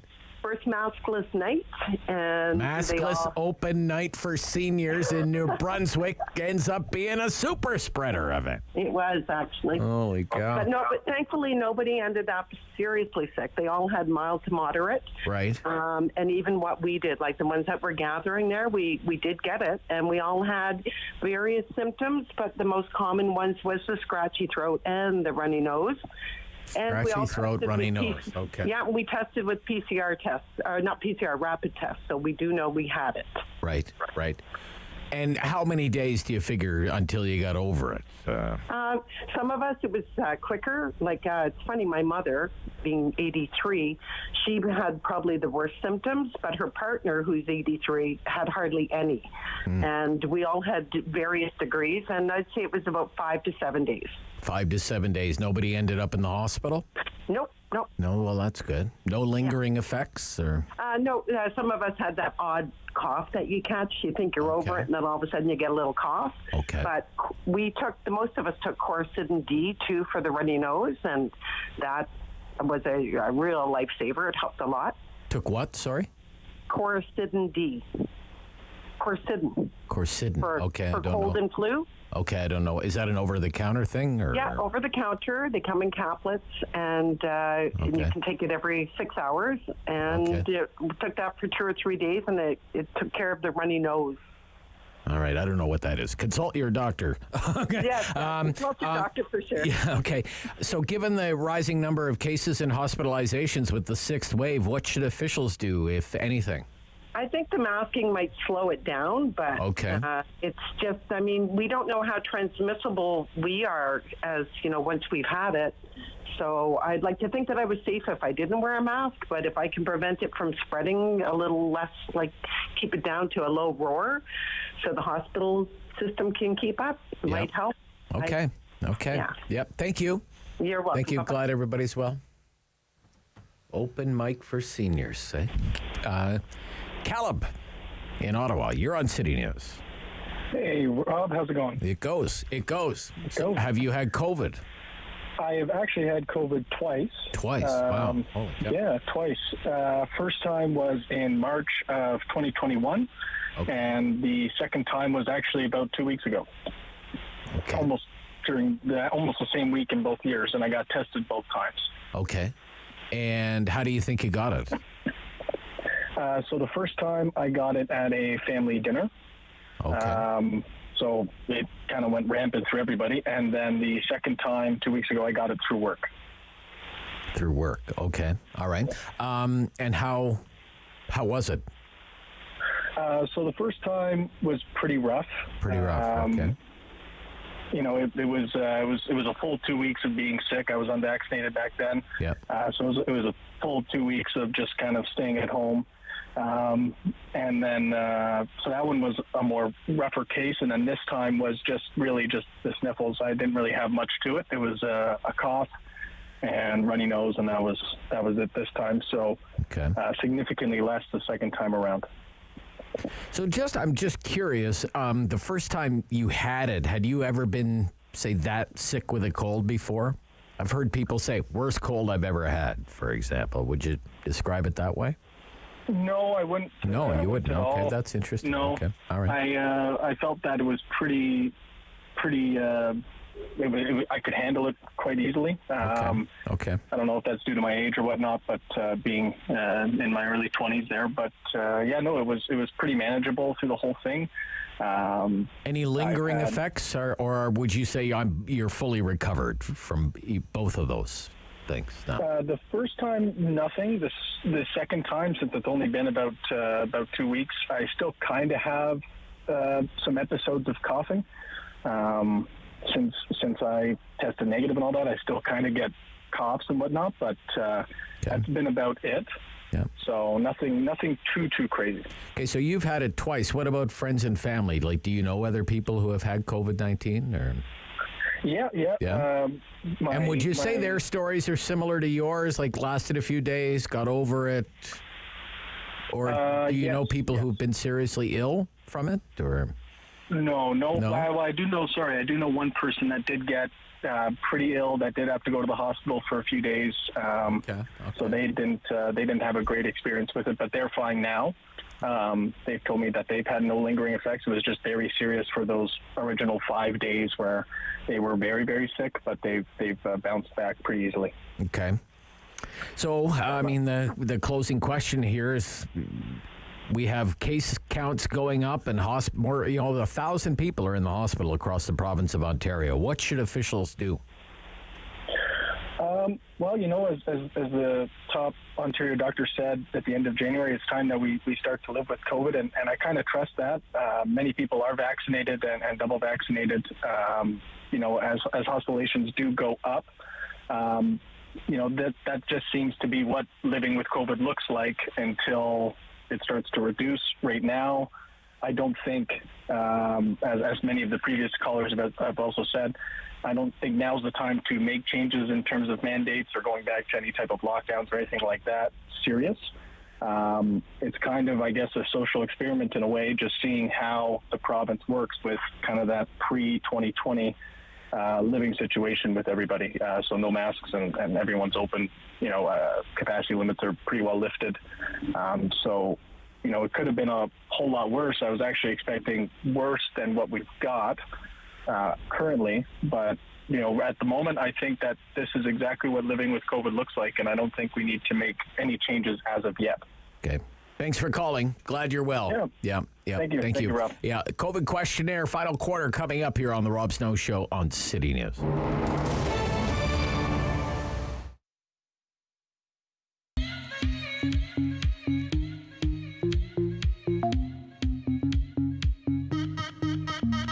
My prayers to the sacred vow, for the ashes I will burn. Tobacco down, my prayers up for the years that I have yearned. This disconnect, I will object, my future won't be burned. I show respect, I will connect, my future won't be turned. When I do this, do it for the youth, indigenous, give it back to my roots. Do it for my kin, do it for the truth. With diligence when I'm back in the booth. When I move in, move for me too. Walk all together, we move as a group. No matter the weather, no matter the route. Birds of a feather, we say full truth. Oh, get my. Just let your spirit guide our future generations. Oh, get my. Just let your spirit guide our future generations. Come on. Oh, get my. Just let your spirit guide our future generations. Oh, get my. Just let your spirit guide our future. Fresh on the scene, follow a dream. Living life clean if you know what I mean. Don't want you to follow, I want you to lead. The youth of tomorrow, they're gonna see. Never live faded, keep my hair braided. Leading a nation with no separation. Know we can make it, know we can break it. Feel the vibration through all generations. Ripple effect, trickle the steps. Bridging the gap with civil context. We'll cripple the next, with little respect. Fixing the past, cause you know we all blessed. Opening doors, use education. Carry the torch with participation. Opening boards, use conversation. The future is yours, it's time that you take it. Oh, get my. Just let your spirit guide our future generations. Oh, get my. Just let your spirit guide our future generations. Come on. Oh, get my. Just let your spirit guide our future generations. Oh, get my. Just let your spirit guide our future generations. Revitalize traditions, let the youth bring it back. Revitalize traditions, let the future bring it back. Revitalize traditions, let the youth bring it back. Revitalize traditions, let the future bring it back.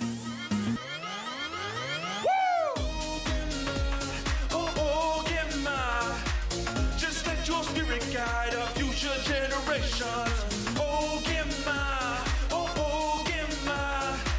Just let your spirit guide our future generations. Oh, get my. Just let your spirit guide our future generations.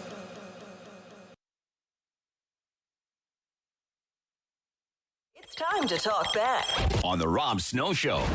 Have your say and call now. 613-750-1310. COVID questionnaire. Lori in Ottawa. Lori, good morning. You're on City News. Lori. Good morning, Rob. Yeah, hi, Lori. So you've had COVID, I'm guessing. I have it right now. Oh, you have it right now? Yeah, oh, my gosh. Oh, my gosh. Oh, my gosh. How do you know you have it? Well, I did. I've been rapid testing. I started feeling symptoms Sunday evening. Yeah. And then it's sort of, it's just feeling like a cold coming on. So tested Monday, nothing. Yesterday, mid-afternoon, nothing, and then again last night, and I got a positive, and then again this morning. So it's certain, yeah. What are the symptoms for you right now? Well, for me, it's just a bit of a cold. It's nothing too bad.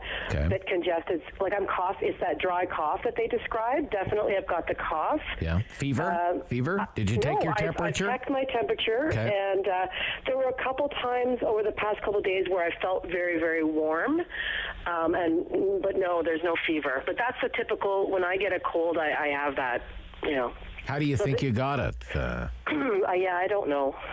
You don't know? It's a complete mystery. Yeah. Really? Do you, I don't want to pry too much, but do you work? Are you retired? Or I work from home, yeah. You work from home, okay. No, it wouldn't have been work. Wouldn't have been work. Okay. All right. Well, I can't ask you if you any lingering effects, but you're not over it yet. So right, yeah. I mean, let me just how long have you felt bad? We're Wednesday now, and I've started to feel it coming on since Sunday night, and I mean, touch wood, it's not terrible, that's not for sure. Terrible, okay. I mean, but I've had 3 vaccines, so I have to think that maybe that's helped. Well, yeah, probably yeah, for sure. You feel better today than, say, you did on Monday and Tuesday, though? Or? No, I definitely had my worst night last night. Oh, really? With sleeping and, not feeling well. So I did take a sick day today. Okay. But it's certainly, I've had worse colds, that's for sure. You've had worse colds. Okay, that's interesting. What about people around you in your circle, family, friends? Yeah. Have they had COVID? Or? Yep. So my daughter's away at university. She got it in mid-March, and it's pretty mild. My son, who also lives away, he had it a couple of months ago, and not too bad. Not too bad, okay. But my brother, who is a teacher, his daughter is out with it, and apparently a bunch of her friends too. My neighbors, who are retired and they don't go anywhere, they've got it in their household from a family member that went away on a trip of some sort. So I mean, anecdotally, I'm hearing that just about everybody I know has someone in their house or know of someone who has it. It's lots of people. That I do. Yeah. Big family too, right? So, but yeah, tons of people have it right now, and I'm just at this point. I'm like, I've been running from this thing for 2 years, and it finally caught me. And in a way, I'm almost relieved. It's like, all right, now I know I can have a good Easter weekend with, the relatives. Right, and it's not a mystery now, I guess. So, so what should officials do? I mean, look at all the people who are getting sick, but what should officials do? Well, it's I don't know. Like I'm very much of the mindset that we need to learn to live with this, and at this point, if people have these types of symptoms, maybe they will start staying home from work and not going out, or masking if they absolutely have to go out. If that's going forward, what's going to happen when people get sick? I think that's a really good thing. I'm a little bit of the mindset that maybe it was too soon to drop the mask mandates. I was at a hockey tournament with my daughter 2 weekends ago, and I would say like 30% of people had masks on. The rest it was wide open. Oh, really? That I found concerning. Okay. But I mean, I was still happy to be there, and I had my mask on, and I felt like I'm protecting myself. People, can do what they want as far as I'm concerned. But I think that might have prevented the explosion we're seeing right now. But on the other hand, maybe in a couple of weeks, once everyone seems to have gotten it, we'll just be through it all and maybe have a good summer. Okay. Thank you, Lori. All the best to you. Thanks so much. Yeah. Bye-bye. Okay. Well, she has it right now. Dean in Orleans. Dean, you're on City News. Hi, Rob. Good morning. Yeah. Hi, Dean. Have you had COVID? No, not that I know of. Not that you know of. Okay. All right. No, a couple colds here and there, like normal, and might have thought it might have been COVID, but I never had to get tested or anything like that. You've never been tested. See, you're like David. David's got this streak going. He's never even had to take a test. Knock on wood, David. Fingers crossed. Okay, I don't want to jinx you, buddy. I don't want to jinx you. And, I was on that streak. I had a 2-year streak going too, but then I had this. It wasn't COVID, but I just had a bit of a cold there a few weeks ago, and I was off for a few days because when there are protocols and everything you have to go through with the workplace. But 2 years for me, I didn't even take a test. No, I've never had to take a test. I mean, I can work from home. I'm back in the office now, but I'm back and forth. I've got like dozens of rapid tests at home, never had to use them. Really? Okay. Nobody in my family has tested positive. Nobody I know has tested positive. Wow. My wife even works at a sort of a medical facility. Yeah. And tons of people there have tested positive over the couple of years. She's never tested positive or brought it home or anything. So. Wow, the sun is shining on your family, Dean. That's for sure. Yeah, okay. Nothing. Okay. So what do you think officials should do here? Well, I think they should do nothing. Do nothing. Okay. Absolutely. Well, yeah, absolutely nothing. Yeah. Okay. Like you were saying, okay, hospitalizations are going up. Stuff. Like, what does that mean? Hospital numbers are going up. Means more people are in the hospital. Yeah. But why? Why are they in the hospital though? Well, it says that's the question. Well, it says today that 24 patients are in Ottawa hospitals because of COVID-19, not with. There's the rub. There's the key right there. No, it says because of. It says, all told, there are 50 in the hospital that have it, COVID-19. Yes. But 24 are in there because of COVID-19. Yes. The other 26 have COVID-19, but they're in the hospital for something entirely different. They could be in for ear surgery, knee surgery, whatever. Surgery, yeah, whatever. And just happen to have it. And there's one patient that is in ICU at the Ottawa, all the campuses of the Ottawa Hospital and the Queensway Carleton and CHEO. One patient in ICU because of COVID. Yes, I think this is a really important nuance that I think is not getting enough attention is these hospital numbers. I hear it all across every media outlet, radio, TV, newspapers. I mean, I'm not just saying you guys, but you guys are the same thing. I'll hear reports of 1,000 people in the hospital with COVID, 1,000 people being treated with COVID. But there's no context. There's no nuance to it. Right. If I were to say that on a radio station, I would assume that most people would look at that or hear it and say, oh, there's 1,000 people in the hospital with COVID. Like, oh, that's a lot of COVID. Because of COVID. Yeah. But I look at the Ontario COVID dashboard every single day, and if you look at the hospitalizations, more than half, I think today it's 54%, are in there with COVID incidentally. Incidentally, yeah. Well, that mirrors the Ottawa situation then. Yeah, the Ottawa situation with hospitalization, about 50-50, right? So, yeah. All right. So, for instance, say, you mentioned 1,000, the hospital numbers are going up. There's 1,000 people in the hospital. Yeah, but how many are in there because of COVID? If tomorrow there was 200 people that got in car accidents and went to the hospital, would we include those in our numbers regarding COVID? No, we wouldn't. So I think this nuance needs to be, like if you ask people the question, say... Well, there you'd be more alarmed about why are there so many people in the hospital with car accidents, actually. So, I got to run, Dean. I got to run. We're a little tight on time here. I want to, okay, Julie, this might be the last call. Jam-packed today on the phone lines. Julie, can you hear me? Hi. Julie? Yes, I'm here. Yeah, that's a really bad line, Julie. I'm sorry about that. That's terrible. I have to take this one. Ron. Yes. Yeah, hi, Ron. Rob. Yeah, hi, Ron. Have you had COVID, sir? Yes, calling you from Florida, Tampa. Oh, okay. And we came down in January. Keep to ourselves, wear masks. We made the mistake of going to a wedding in New Jersey. Everybody was asked to be double vaccinated prior to the wedding and to do a self-test within 48 hours. We did. I assume everybody in the group did. Well, needless to say, back in the second week of March, we caught it. I tested at home. I was feeling poorly, and we were meeting another couple for dinner in Jersey.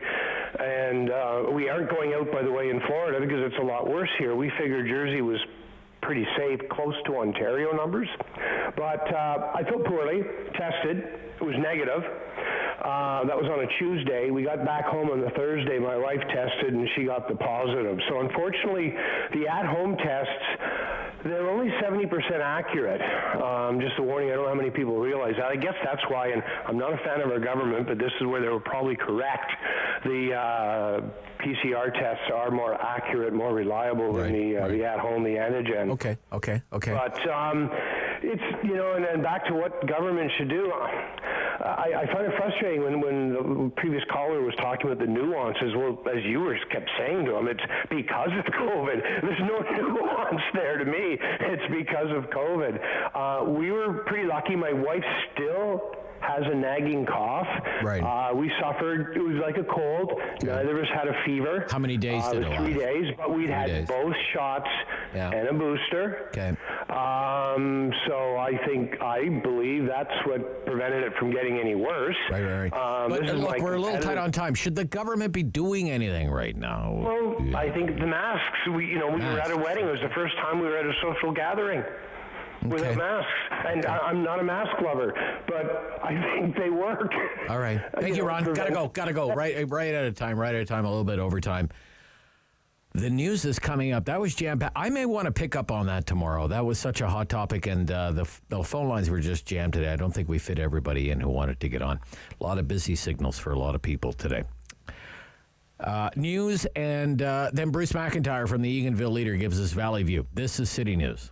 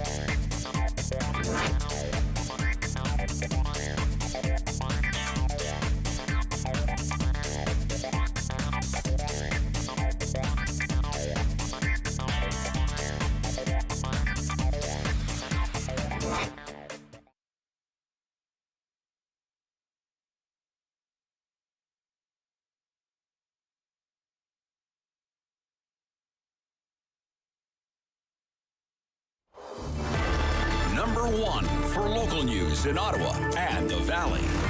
This is City News, now on 101.1 FM and 1310 AM. It's Wednesday, April 6th. Good morning. I'm Andrew Boyle. Right now in Ottawa and in Smiths Falls, 10 degrees. Here's what's making news in Ottawa and the Valley.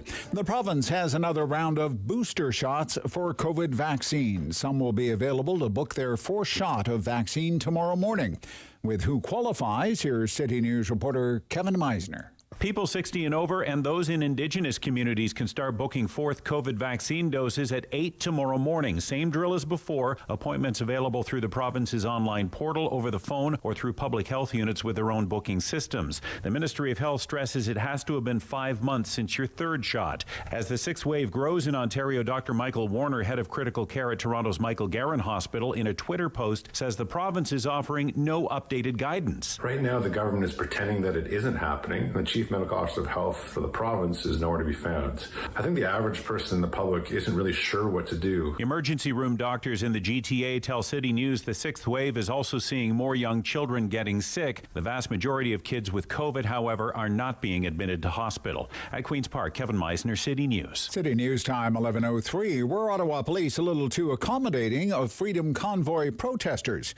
New reporting from Press Progress shows communication from city and police officials directed the convoy organizers to park in residential neighborhoods near homes and schools. City councillor and candidate for mayor Catherine McKenney tells City News it's just another reason why we need to get some answers. Looking back, you had to know that it was allowed, that staging areas were provided to the convoy, and that was one of them. And it's kind of defies any clear understanding. Now, the councillor says it's alarming trucks could park along Queen Elizabeth Drive, throw parties, as well as just drive way too fast. City News time 11:04. Now your forecast with meteorologist Jill Taylor. We're under a special weather statement for rain on the way, especially late tonight through the day tomorrow. 20 to 30 millimeters of rain, and that could lead to some flooding, especially in low-lying areas. So special weather statement in effect for Ottawa, the Valley, Smiths Falls. That rain gets going late tonight. No worries today. Sun and cloud and up to 15 degrees, 5 for the low. Again, that rain begins late tonight. For today, the high 15. And right now in Ottawa and in Smiths Falls, it's 10 degrees. Transportation Safety Board issuing a report into the fatal train-truck collision on Barnsdale Road last year. It was on June 30th, just before noon. A Via heading from Ottawa to Toronto slammed into a truck at a level crossing. The 28-year-old driver of the truck died. The train did issue all regulated warnings, and the arms of the warning gate were down. The driver did slow to about 20 as he approached the gate, but then attempted to steer around. The TSB concluded he may have been unaware just how close the train was to the crossing. It also says a driver who's used to crossing tracks in a particular spot, which may have little train traffic, could expect there would not be a train coming. The Secretary General of NATO, Jens Stoltenberg, is warning Russia's military is regrouping its forces now to deploy them to eastern and southern Ukraine as a crucial phase of the war unveils. Stoltenberg says Russian President Vladimir Putin is trying to change the current world order and says despite some failures in the ground campaign, Russia is showing no signs of stopping the fighting. I'm Andrew Boyle for News Anytime. Follow up online at ottawa.citynews.ca. He's a pillar of community opinion. The Rob Snow Show returns on Rogers TV and City News. 101.1 FM and 1310 AM. Heave hi, oh, the best man in Ottawa was Mapara Joe. Mapara Joe. Big Joe Mapara paddled into Mattawa all the way from Ottawa in just one day. Hey, on the river Ottawa, the best man we ever saw was Big Joe Mapara, the old folks say. Come and listen and I'll tell you what the old folks say. And he say Big Joe had an old pet frog, bigger than a horse, and he barked like a dog. And the only thing quicker than a train upon a track was Big Joe riding on the bullfrog's back. Heave hi, oh, the best man in Ottawa was Mapara Joe. Mapara Joe. All right, time for Valley View. Get real wet from cutting down timber and work. Bruce McIntyre back with us. Everyone will tell you around Carlton. And the award-winning Eganville leader. Good morning, Bruce. Good morning, Rob. How are you? Beautiful day in the valley. Yep. Are you in the valley? Are you in the valley? That's the key question, though. Are you? I am in between. I'm in between. Okay. Valley. All right. Okay. Whereabouts are you today? Right now, I'm in Kinburn. Oh, in Kinburn. Okay, sure. Okay. I'm going down to see if Peggy's Fudge Shack is open yet. I'm on a mission for fudge. Oh, you're on a mission for fudge. Okay. All right. What's the big news? What's in the paper? Paper's out today. It's one of those jam-packed weeks, Rob. There was a lot of debate. What was on the front page? It was one of those weeks. Okay. We had a collision that took place just about 5 minutes from our office down at Kelly's Corners. Luckily, not a fatal, and the reason Gerald put that on the front page is the helicopter shot. Once again, the valuable resource at Orange is to be able to come in and take a crash victim to the hospital within a matter of minutes is something we often don't give credit enough for the organization. So they are very busy in Renfrew County, as you can imagine, with the rural area that we have. So two vehicle collision. If no one was, as far as we know, no one's seriously hurt, and we cross our fingers, hope they're all okay. Okay. Yeah. And also on the front page today is a elderly couple fall prey to scammers. $100,000 lost to scammers. My goodness. That's one of those familiar stories we hear about all the time, but this one was a big loss. And a couple of pensioners, very trusting individuals, gave their information to a scammer posing as a law enforcement official. It might have been Agent Johnson. I've dealt with Agent Johnson 3 times myself. And they posed as Canada Revenue Agency. They threatened to take you to jail and everything else. And unfortunately, he gained access to their computer, he or she, and they're out $100,000. I mean, my gosh. We try to, I know around here, a lot of education courses for seniors set out how to, basically, if you don't recognize, most seniors do, they don't recognize the number, they don't answer it.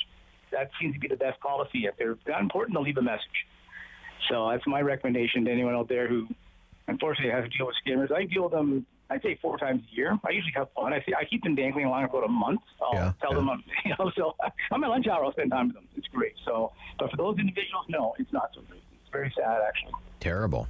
Yeah. My gosh. So Paul Moreau, stepping down.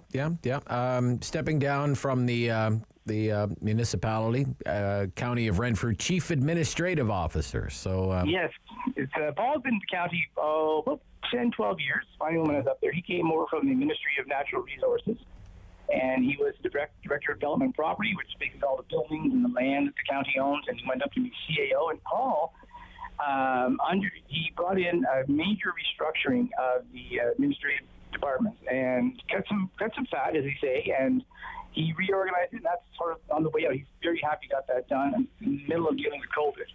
So that's been the big challenge. The Renfrew County just came out of a state of emergency and just passed council meeting. Declaration is over. So they better hang on to that gavel pretty soon the way things are going and maybe putting that up again. I hope not. But Paul will be going out exiting high on he's from the Petawawa area, and now the search is on for a new CAO. Okay. This will be the 3rd CAO in about 8 years. The last Paul and the previous one, Jim Hutton, retired rather quickly at 4 or 5 years. The previous one, Norm Lemke, was there at least 18 years. So it's a trend that CAOs only make a police chief only stay out 4 or 5 years. But the search will be on, and they'll be hiring a consulting firm, a headhunter firm to go and find the CAO because it pays close to $200,000. So they have to get the choice correct. You have a $165 million budget. You have 600 employees. So they've got to get the right person in there. Okay. All right. Maybe they'll put a want ad in the Eganville Leader. You gotta hope. A full page. Right. Bruce McIntyre is with us with the Eganville Leader for Valley View. And where did you say you were? Kinburn. He's in Kinburn looking for fudge. So his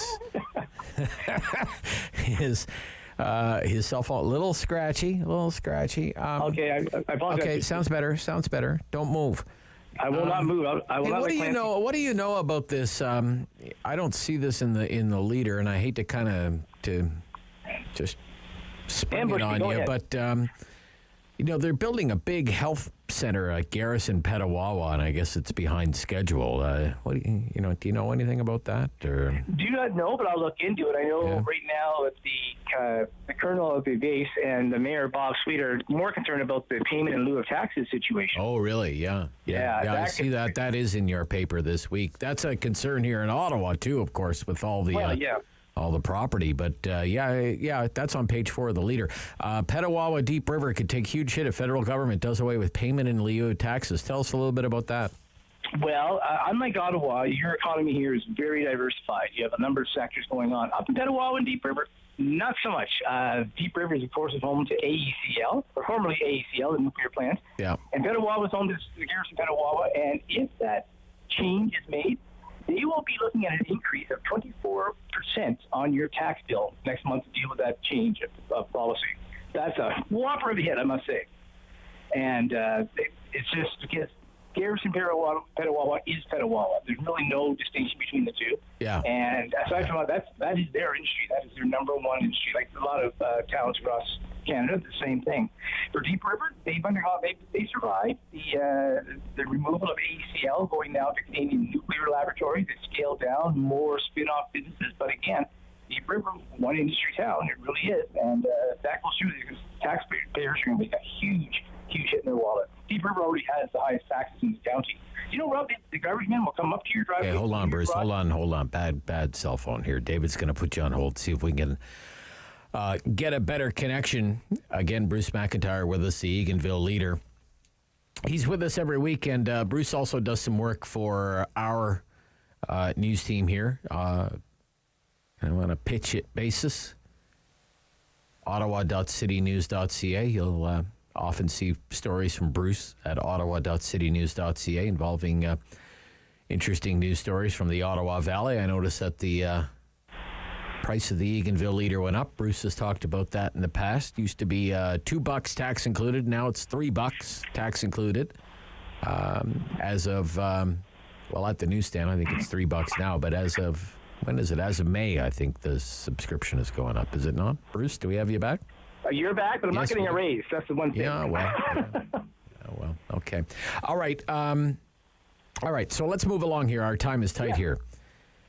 Historic manslaughter charge linked to lethal drugs. So this is a case that's related to somebody who overdosed on fentanyl. Tell us a little bit about that story. A gentleman is alleged to have sold drugs to an individual who passed away. He was unconscious and died in hospital. He was 58 years old, and that was last year. That was actually February of last year, and he faced 2 charges then. And then, upon further investigation, he was taken into custody, and he's currently in jail awaiting his trial. And he's charged with first-degree manslaughter, the first of its kind in the Upper Ottawa Valley. And the detachment commander, Inspector Stefan Neufeld, really gives him a lot of sympathy. If he's not guilty, he's not guilty. But their mandate now is to go after the drug dealers, and they're going to start the new Crown Attorney is let it be known that if you're dealing drugs and there's an issue, you will be facing consequences. And I'm not sure if they do that in Ottawa yet, but here up in Renfrew County, that's brand new. Oh yeah, I haven't heard a lot about that. So yeah, that's very interesting. Yeah, hold them accountable, and hopefully the message gets out to the rest of the community who deal the drugs that if someone dies and you do the drugs, we're coming after you. We're coming after you. Okay, all right. The full papal apology to the victims of Indian residential school abuse is in the Eganville Leader, the full thing. I read this online last week when it happened. I know that most of the media outlets published a few lines of the apology. It's actually, it's like a 10-minute statement, and it's worth reading. It's very fulsome, I would say, and the entire transcript is in the Eganville Leader. So, the reason the thing is reaction and how it's met. Is it going to really be just like that, a case of apology accepted, right? So you spoke to Wendy Jocko, the chief of Pikwakanagan, Algonquin First Nation. What did that chief tell you? Well, the reason we published the whole transcript is because Golden Lake is in our readership. It's a long, good relationship with the First Nations there. Chief Jocko has talked to some residents. There are victims of the residential school on the reserve. Some are hopeful, favorable that some type of resolution as financial will be brought forward. Others are a little skeptical, as you say. It would be apology and thank you very much, and we're sorry it happened, and we won't do it again. If you're a victim, I know a couple of residents up there who did attend residential school, and they admit that it messed up their lives. They're not making excuses. They're not making excuses for anyone, but their lives were ruined. And we had the example of last year, Joey Commando, 12 years old, ran away from school in Brantford. He was getting beaten up so much he tried to get home and he got killed. He got hit by a train. And there's no acknowledgement of his death down at Brantford. And for 50 years, he was a nobody, unknown, until finally his family brought him home and had a proper burial for him up at Golden Lake. So the reaction is mixed. They're just waiting to see what the next step is. Okay. All right. I'm just looking through the ads, Bruce. Okay, this is I know you are. This is the weirdest ad. This is the weirdest ad I've ever seen in the Eganville Leader. I don't even know if you call it an ad. Okay. It says, this is what it says. Follow our new Facebook, the Eganville Leader Publishing. We got locked out of our old account. That's true. That's true. I love that. We believe in honesty and transparency, Rob. We make a mistake. Yeah, transparency. You're going to actually publish that in the newspaper. I love that. Okay. All right. Talk to you next week, you crazy person. Good luck on your fudge hunt.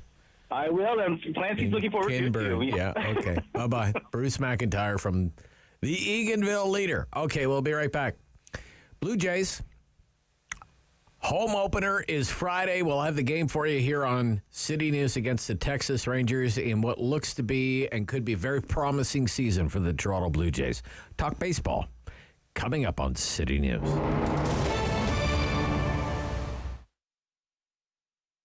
So the Women's Business Network is a volunteer-run association that achieves its strategy and vision by supporting women to achieve their success on their own terms by providing development opportunities, valuable connections within the organization itself, and it facilitates member access to growth within their business and careers. I mentioned the 2-year absence of the Businesswoman of the Year awards. Obviously difficult, Mira, but certainly an opportunity to work on some new things. Tell us what you've got planned, what you worked on. Yeah, we really missed putting on the BYAs for the last 2 years because of COVID. It also was unfortunate that we couldn't celebrate the women that were having such a huge impact on our community in Ottawa. So we're really glad that they're back now. As you know, that they've been around since 1983. Mm-hmm. They are a purpose to celebrate the achievements, the professional expertise, and the leadership of all of the outstanding women we have in the National Capital Region. And for the first time this year in 2022, we've introduced 2 new categories, one being the Lifetime Achievement Award and the other one being the Community Champion Award. Okay, yeah, and let's break it down even further because, as I mentioned, there's different categories and then, of course, different awards within categories. Tell us about some of the returning categories and some of the other awards as well. So the 2 returning categories that we're bringing back are actually the entrepreneur and the enterprise leaders. Those are very popular in our community. They draw a significant amount of nominations, and they do get a lot of attention because it's very common that we take the opportunity that we want to celebrate the entrepreneurs in our community, especially after the 2 years of being through what they've been through, right? So we're looking for nominees of owners who have significant impact on their businesses, that have seen strong growth in the last little while. And one of the things that we did do to revamp this award was we dissected it into 3 subcategories based on the term that the individuals have been in business for. So you've got from startups that have been around for 1 to 3 years, then we've got the emerging entrepreneurs 3 to 7, and the established entrepreneurs for 7 years and above. So there's really going to be 3 awards or 3 winners within the entrepreneur category itself. And then we've got the Enterprise Leader Award that's also come back. And this is an opportunity for organizations to nominate individuals within their business that display exceptional leadership attributes, positively impact the environment. The opinionated Ottawa icon. The Rob Snow Show returns on Rogers TV and City News. 101.1 FM and 1310 AM.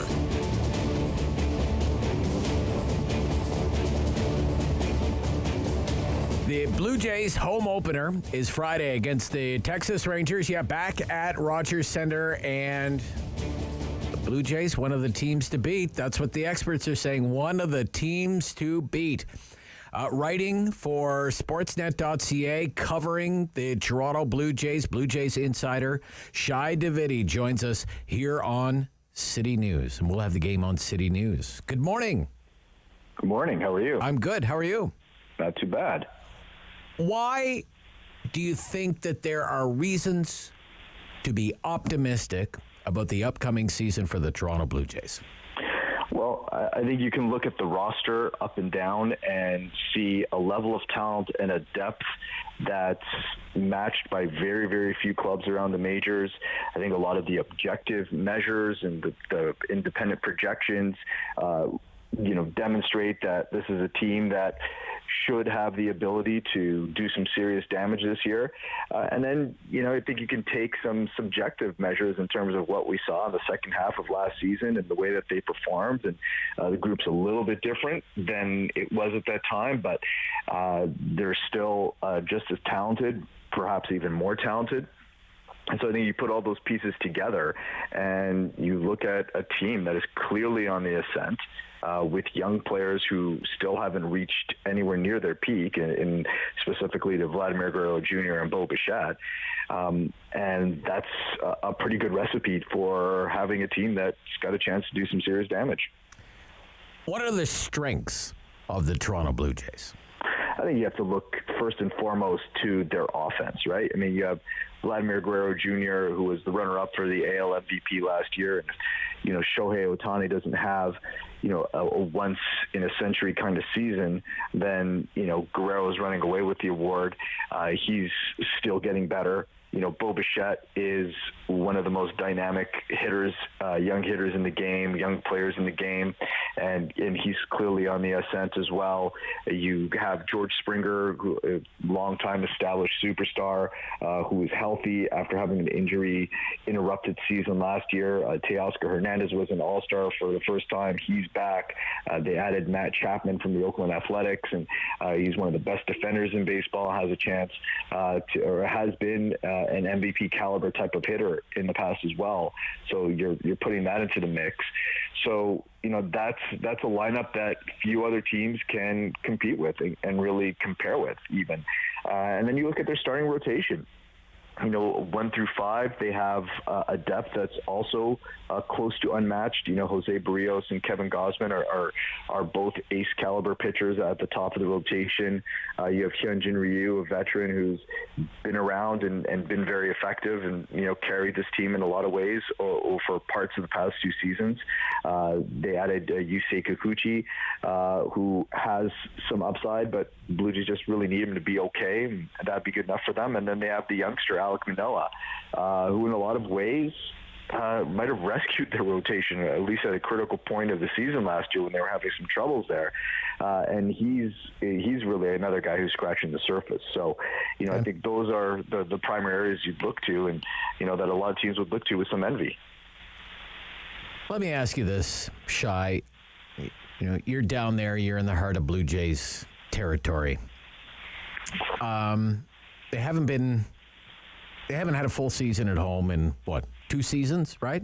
Yeah, it's all been messed up. It's all been messed up because of COVID. Raptors just made the playoffs. The Leafs had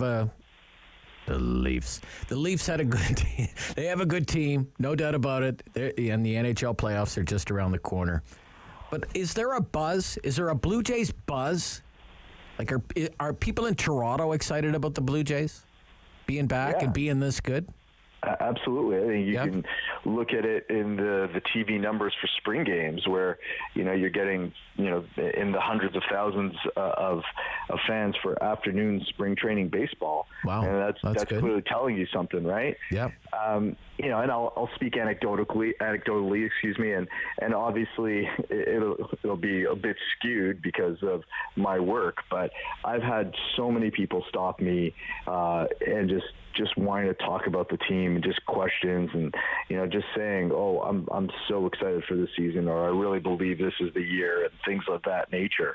And really, I haven't had that experience since probably about 2015, 2016. So, there are a lot of signs that suggest that there's a lot of excitement around this team for good reason.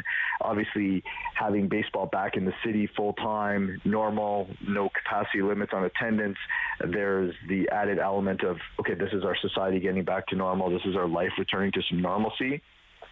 But, the talent, look, everybody understood how close they came to the postseason last year. Figures that if the Blue Jays were at home the whole time, that they would have made it. And I think all that, you put all that together, and you've got a lot of people who can't wait for baseball season to start. All right. Well, enjoy it. Thank you so much for the insight. Really enjoyed it. Looking forward to it. Yeah, bye-bye.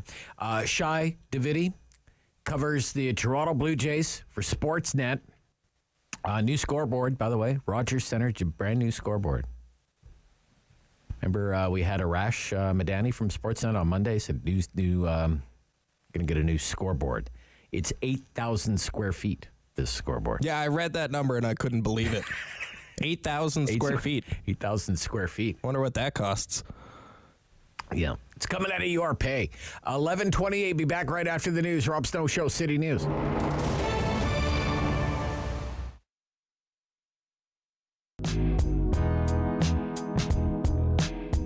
The Calgary Stampede is a world-renowned festival celebrating wrangling, bull riding, and everything cowboy.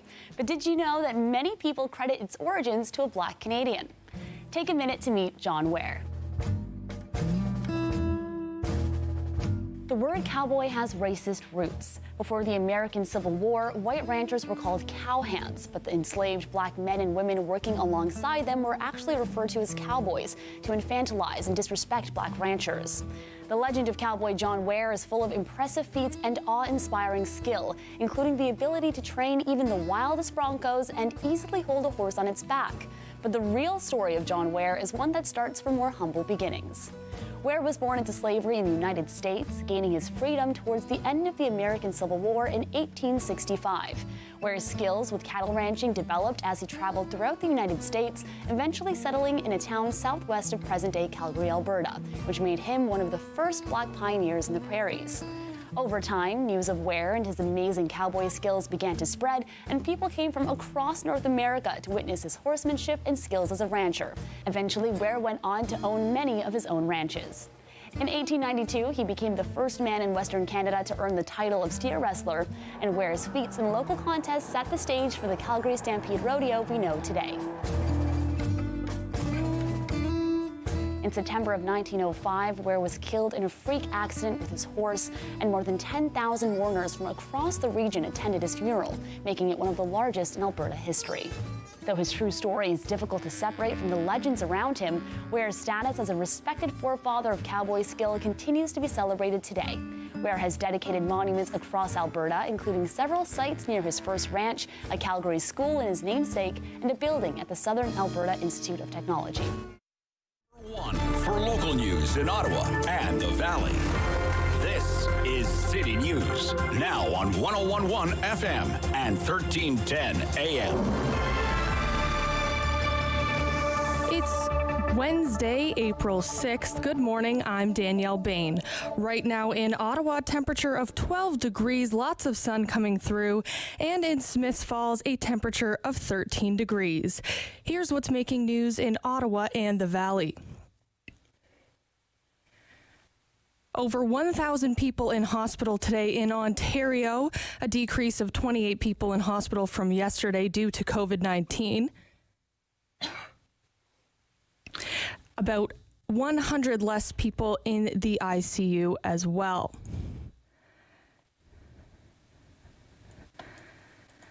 Certain individuals in Ontario can get ready to book fourth doses of a COVID-19 vaccine starting tomorrow morning. This includes residents of this province aged 60 and older, along with First Nations, Inuit, and Métis people who had their first booster dose at least 5 months ago. Appointments will be available through the provincial vaccine portal, some public health units, Indigenous-led vaccination clinics, and some pharmacies. Booking opens at 8 a.m. tomorrow. The United States and its allies are announcing more sanctions against Russia. This includes targeting members of Vladimir Putin's family. The Biden administration believes that Putin and his inner circle hide their wealth and assets with family members who then place them in the U.S. financial system. That's why the U.S. is now targeting Putin's two daughters with new sanctions, hoping to freeze any assets they have in the U.S. This comes as Ukrainian authorities are poring over the aftermath of alleged Russian atrocities around Kyiv. as both sides prepare for an all-out push by Moscow's forces to seize Ukraine's industrial east. And in sports, the Ottawa Senators completely dismantled the Montreal Canadiens last night. 2 goals from Austin Watson helped the Sens in a 6-3 win over the Habs. City News Time 11:32. I'm Danielle Bain for News Anytime. Follow up online at ottawa.citynews.ca. Strong voice. Strong opinions. The Rob Snow Show returns on Rogers TV and City News. 101.1 FM and 1310 AM. Yeah, let's get a budget primer from the CEO of the C.D. Howe Institute. Bill Robson is back with us here on the Rob Snow Show on City News. Good morning. Hi, Bill. Can you hear me okay? I can hear you. Yeah. All right. I'm good morning. Ready to go. Yeah, good. Okay, good. But are you ready for the budget? That's the thing. I read with great interest your recent op-ed in the Globe and Mail from the April 3rd Globe and Mail, where you called Canadian macroeconomic policy a mess and suggested that you think it is going to get worse. Why do you say that? The reason I say that is because we've got monetary policy, the Bank of Canada, which has a mandate to get inflation back down to 2%, which the government just recently, re-agreed with them. There's on the face of it no controversy about that. So they're going to be raising interest rates to restrain demand. And the federal government, I think, in the budget that's going to be unveiled tomorrow, is going to show yet again that it is raising spending and financing that new spending with borrowed money. That adds to consumption in the economy. There will be more transfer payments. There will be more money flowing to individual Canadians and to provincial governments and so on. And in the depths of a recession, that wouldn't be so much of an issue. But with the economy now running over the speed limit and inflation as high as it is, that's like the Bank of Canada having its foot on the brake and the federal government having its foot on the accelerator, and that is no way to drive. Yeah, they don't teach that in driver's ed, right? Okay. So you think we have the Bank of Canada is doing one thing and the federal government is basically doing the exact opposite. It's it's an uncomfortable situation to be in, and it's not something we've seen in Canada for a long time. There was a time in the 1980s when the federal government was running big deficits, and the Bank of Canada, they didn't have an inflation target in those days, but inflation got into double digits, and people were very unhappy about that. So the Bank of Canada, along with the Fed, the same thing was happening in the United States, jammed the brakes on, and we went into a deep recession.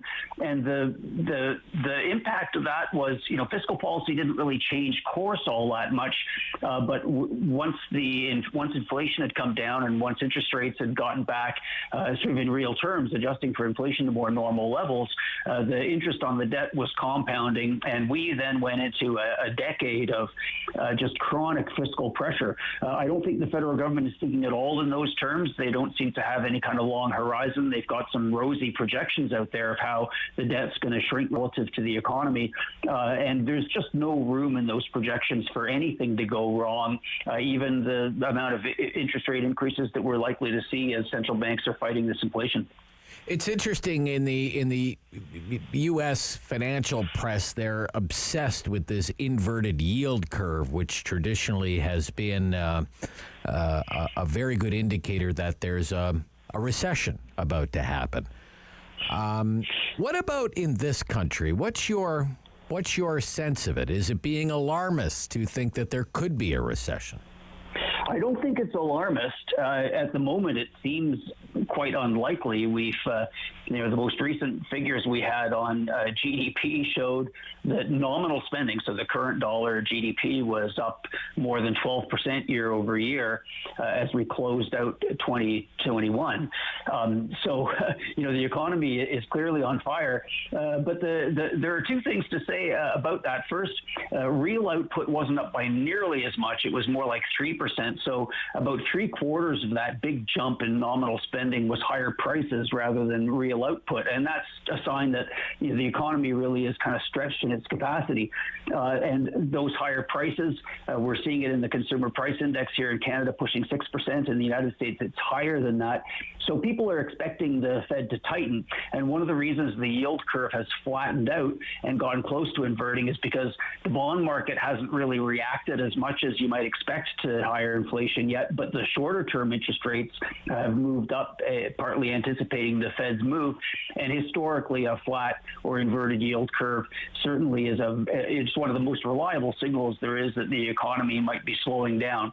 So I don't know that I would call for a recession in Canada, but it's just part of prudent fiscal management, being responsible, that you ought to have a little bit of flexibility in your budget to deal with that. And when you've got deficits the size that the federal government is currently running, they really have not made any room for anything to go wrong in the future, whether it be another bout of COVID or some other disease, whether it be war, or whether it be the economy slowing down. Okay. Generally speaking, what are your worries about bigger government spending? You write bigger government crowds private activity gradually. What do you mean by that? Why are you worried about it? Well, the contrast I was making there is with inflation, which is in our faces every time we go to the store.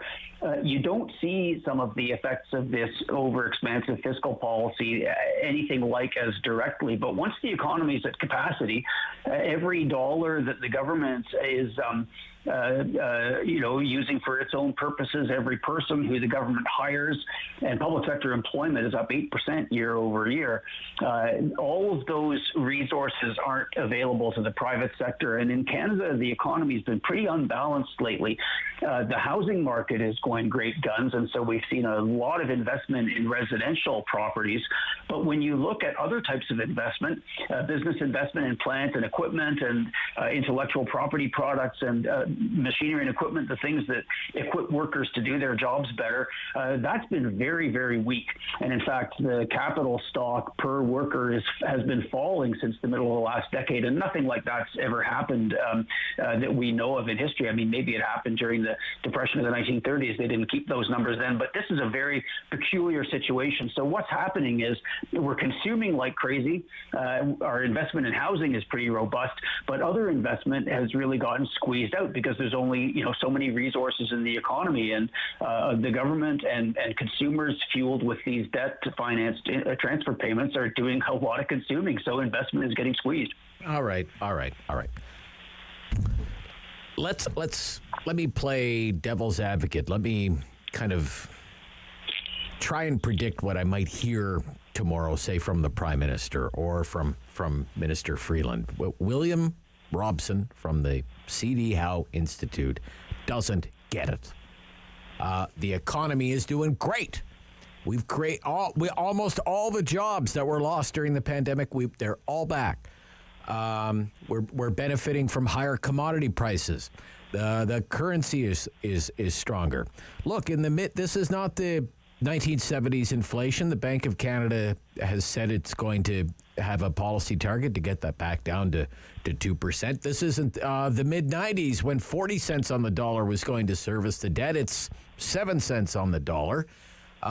This is not a crisis moment, and we've underinvested in our military historically. We're catching up there, and we're making historic investments in the social safety net to take care of the most vulnerable. What would you say to that? Well, I wouldn't be surprised to hear a lot of language like that in the budget. The problem with the contention that the economy is doing just great goes back to what I had said earlier about how much more real output we're able to generate versus all of this this money that's chasing those goods and services. If you look at what's happening to people's incomes, they're not rising anything close to the rate of inflation. And there's probably a bit of catch up to happen there. Wages will be catching up to inflation because the labor market is so tight. But when you've got got the capital stock per worker declining, when business investment is that weak, you're just not going to have the kind of productivity growth that we were used to in the past and that we're hoping for in the future, and that the government is counting on to get itself out of this fiscal squeeze. So the difficulty is that year after year, as we look into the future, I think we're going to be looking at pretty meager income growth for Canadians, and inflation is going to be outrunning that. So the economy is not in as good shape as we're feeling like with this great big burst of spending coming out of the recession. We're going to be hard put to it to generate those higher living standards.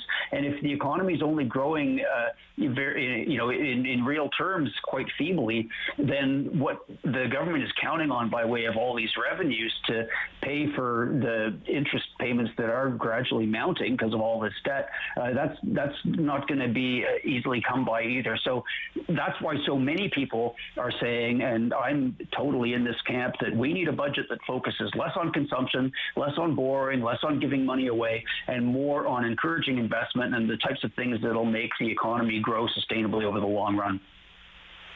Okay. You want the Bank of Canada and the government of Canada on the same page, and my impression is you're worried that they're not right now, that you have the Bank of Canada, you have an economy that's more or less on fire, reflected in the inflation rate. You have the Bank of Canada, it's kind of like the fire department showing up and they're spraying the hose on it, but then the government shows up with a budget and pours gasoline all over things. Yes, having the bank's foot on the brake and the government's foot on the accelerator, just to go back to that metaphor, it's very bad for the car. It makes for a rough ride, and then ultimately you're going to have to get the car serviced. One potential response, and we'll hear this because right now the Bank of Canada has only tapped the brake. We'll see how much they raise their policy rate by tomorrow, but so far they've only gone up 25 basis points. It's only half a percentage point. That's not much. So this is all sort of a theoretical concern for many people right now because it hasn't actually happened. Once the interest rate starts to go up, a lot of people will be saying the problem is not that the government has its foot on the accelerator. The problem is that the bank has its foot on the brake, and they should take their foot off the brake and they should let inflation run. I think that would be a bad idea in general. And even if we were to go that way, I think it'd be temporary because people hate inflation. I mean, inflation, you think of where we are demographically with so many people now recently retired, getting close to retirement. They were counting on inflation of 2%, and now inflation is over 5%. If you have that continuing for any length of time, people are going to demand a change. So I don't see that there's much prospect in the long run of the Bank of Canada taking its foot off the brake. And in the short run, I hope they keep it on. So what you would really like to see is the federal government easing up on all the spending and borrowing. One of the things that would do is it would relieve some of this inflationary pressure, and we wouldn't see interest rates go as high. The reason the bank is going to have to go quite as far as I suspect they will, maybe 3 or 4 percentage points on that overnight rate, is because there's just this continuing pressure from the federal government to put more money into an economy that's already overheated. Okay. Thanks for your time. Sorry not to be more cheerful. No, that's okay. We'll see what the budget brings tomorrow. Yeah. Indeed. Yeah, okay. Yeah. Bill Robson from the C.D. Howe Institute. When we come back, another look at the situation here in Eastern Ontario with COVID-19 with Dr. Robert Cushman, one of the local medical officers of health from Renfrew County. That's coming up. And then Dr. Paul Remiliotis from the Eastern Ontario Health Unit, I just noticed, is with my colleague Sam LaPrade this afternoon. So we've got Ontario, Eastern Ontario, pretty well covered for you here on City News today.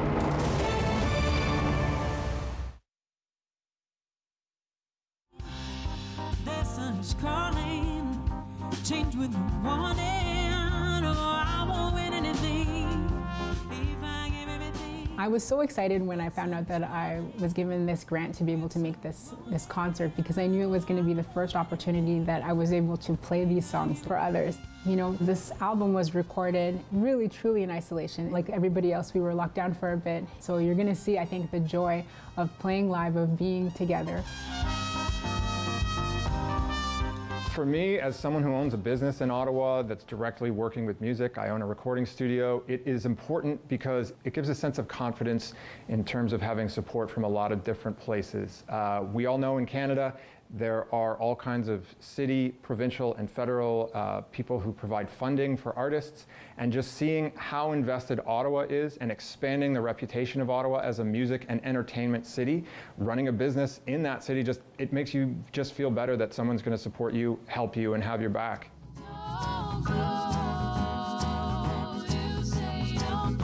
Well, firstly, I'm seeing friends that I haven't seen in 2 years, so that is kind of stabbing me in the heart a little bit, but I'm also just so happy to be able to make art with all of these friends again.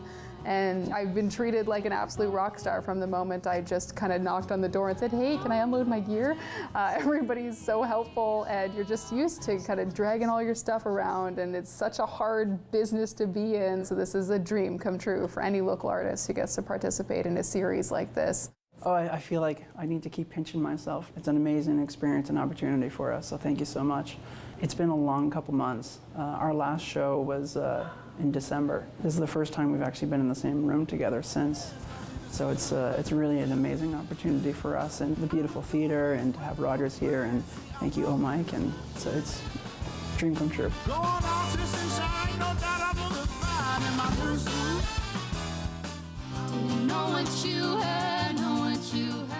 I'm here with one of my best friends, Alex, and we haven't performed in almost 2 years because of COVID.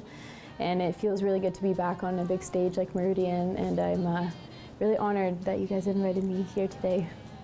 Having an organization that lets the artists do their thing with such a range of styles and influence, and to kind of have that ability to meet the public and to meet the people who would listen to them, can't be overstated. So super excited about it. I know a lot of musicians in town and a lot of music lovers in town who are really excited about it too. So I mean, it's an event of which there's talk, there's a lot of buzz around it, and I wouldn't be surprised if it goes on for a long time and does a lot of great things for local musicians and connecting them with the listeners that love them.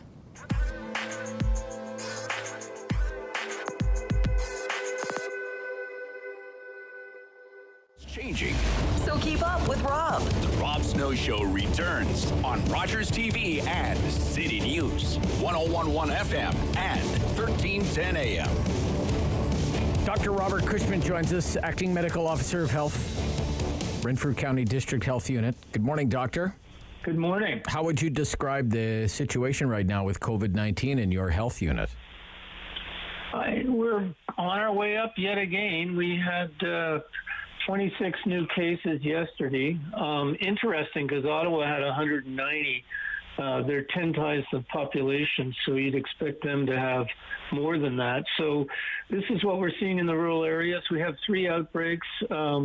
We have 16 patients in the hospital and 3 in ICU. And as you know, we're not doing, the testing is unreliable. We estimate probably 10 times as many cases. So we're seeing the new Omicron variant. It's certainly come to Renfrew County, and there are lots of cases out there. Luckily, we have a high vaccination level. What is your reaction to the news that Ontario residents age 60 and older are eligible for a 4th dose starting tomorrow? Well, it's sort of a mixed reaction, actually. I hate to say, because usually I think the real issue is approximately 50% of people in Ontario haven't even had a 3rd dose. I mean, that's where the energy needs to go. As for 4th doses, we've vaccinated already over 1,000 people who are older and who are in congregate care settings like long-term care and retirement homes. This will open it up. The scientific recommendation is really for 80 and above and maybe 70 and above, and now you've seen what Ontario is doing for 60 and above. So I don't know. On one hand, I'm a little cynical, and I think it's just more work for us when they're not concentrating on the stuff that's really important. I think that, and also the other issue is it's 3 to 5 months, so we may have an initial peak of interest and then probably a drop-off. In this age group, we only have 80% with a 3rd dose, so I suspect we're going to see about 60%. But again, I'm a little ambivalent because we need to watch where this is going, and if we're going to be getting boosters every 4 to 6 months. We need to time them. You might argue that the timing's good because the Omicron variant is certainly here, and there are a lot of cases. But on the other hand, there's a lot of there's a lot of immunity either from vaccines or from natural exposure right now. So it's a tough call. I would have preferred to have gone with over 80, not over 60. I see. Okay, yeah. And is that what you mean when you say they're not concentrating on what's important? Is that what you mean by that? What do you mean by that? Where we've really failed is having more masking the way they're doing in Quebec, and equally that the vaccine passports, because we only required 2 vaccines, were effectively neutered. The real issue is we've got to get the 50% of the population that's eligible for a 3rd vaccine. Somehow we have to encourage them to get vaccinated. I think they're much more of a risk to themselves and to others than a 4th vaccine is for people over the age of 60. Granted, now people over the age of 80, I do think it makes sense, when they're eligible after 3 to 5 months. What do you think is going on, Doctor? So many people signed up for the 1st and 2nd dose. Like pretty much 90%. I mean, we round it off. Maybe it's 88 here, maybe it's 92 there, but a nice round number, 90% 1st and 2nd doses. Very successful vaccination program by any measure. But then the 3rd dose comes along, this booster, and the participation rate, if you want to call it, for the boosters, 50%. Why do you think that is? What could be happening there? Well, it's interesting you ask me, because a year ago, I think I was just about to get my first vaccination. So if you told me then that these vaccines, the 2 doses, weren't going to work for a long-standing period of time, were not going to work, I would have been surprised. So let's face it, there are a number of things going on. For one, these vaccinations, while they do affect while they are effective and they've kept people out of hospital and they've reduced the death toll, they're not magic bullets. They're actually much less of a magic bullet than what we thought originally, the so-called 90%, because of the waning immunity. Secondly, we're seeing a lot of disease immunity in the population, and luckily most of these people have been well vaccinated, so it's nothing like a mild cold, but sort of like a mild cold, except in seniors who don't have their vaccinations up to date, and the rare one that does. And thirdly, the big issue is, and we all know this, is we're fed up, we're tired, we've had enough. This has been going on for 2 years. So I think it's those 3 factors that come into play, and that's our challenge. Okay. How would you describe the situation in the hospital setting right now? Well, we're seeing it in Renfrew County. I think Ottawa just saw a lift yesterday in their numbers. They're seeing it down in the GTA. Again, you got to remember that there's a lag with respect to hospitalizations. And also we have a lot of immunity out there thanks to the vaccines and also the prevalence of disease. So I think we're going to see it's going to turn upwards based on what we're seeing in the wastewater. The question is, what's the timing and how far is it going to go? And that remains to be an unknown. Certainly our numbers right now in Renfrew County are, close to as bad as it's been for us, unfortunately. Wow, really? Yeah. The other thing I might add, too, yes, is go ahead. Yeah. Because there's so much infection in the community, there's a big issue with respect to getting the work done, the economics, the services, and whether it's a business, a restaurant, a long-term care home, or a hospital. I've heard just from so many quarters that they just don't have the staff. Our immunization team, for example, now, because they're, moms of young children predominantly, there's a lot of infection and a lot of absenteeism there. And this is what I've heard from the hospitals. This is what I'm hearing from restaurants and businesses. So again, it just shows you why, okay, fine. This isn't going to kill the vast, vast majority of us. But if we really wanted to keep the economy up and running, there are certain precautions we have to take because the absenteeism is going to really compromise our ability to provide services. Yeah, that was a big problem in the last wave. So exactly. Yeah. Okay. Thank you, Dr. Cushman. All the best. Okay, my pleasure. Bye-bye. Have a good day. Yeah, you Bye-bye. too. From Renfrew County, Medical Officer of Health Air, Dr. Robert Cushman. Dr. Paul Remiliotis will be with my colleague Sam LaPrade on the Sam LaPrade Show right after the 1 o'clock news. He's the Medical Officer of Health for Eastern Ontario's Health Unit, the Eastern Ontario Health Unit, Cornwall, Hawkesbury, those areas. So we've got you covered. I'm back tomorrow right after the 9 o'clock news on City News. The Rob Snow Show. Tune in weekdays starting at 9 on Rogers TV and City News, 101.1 FM and 1310 AM. Number 1 for local news in Ottawa and the Valley.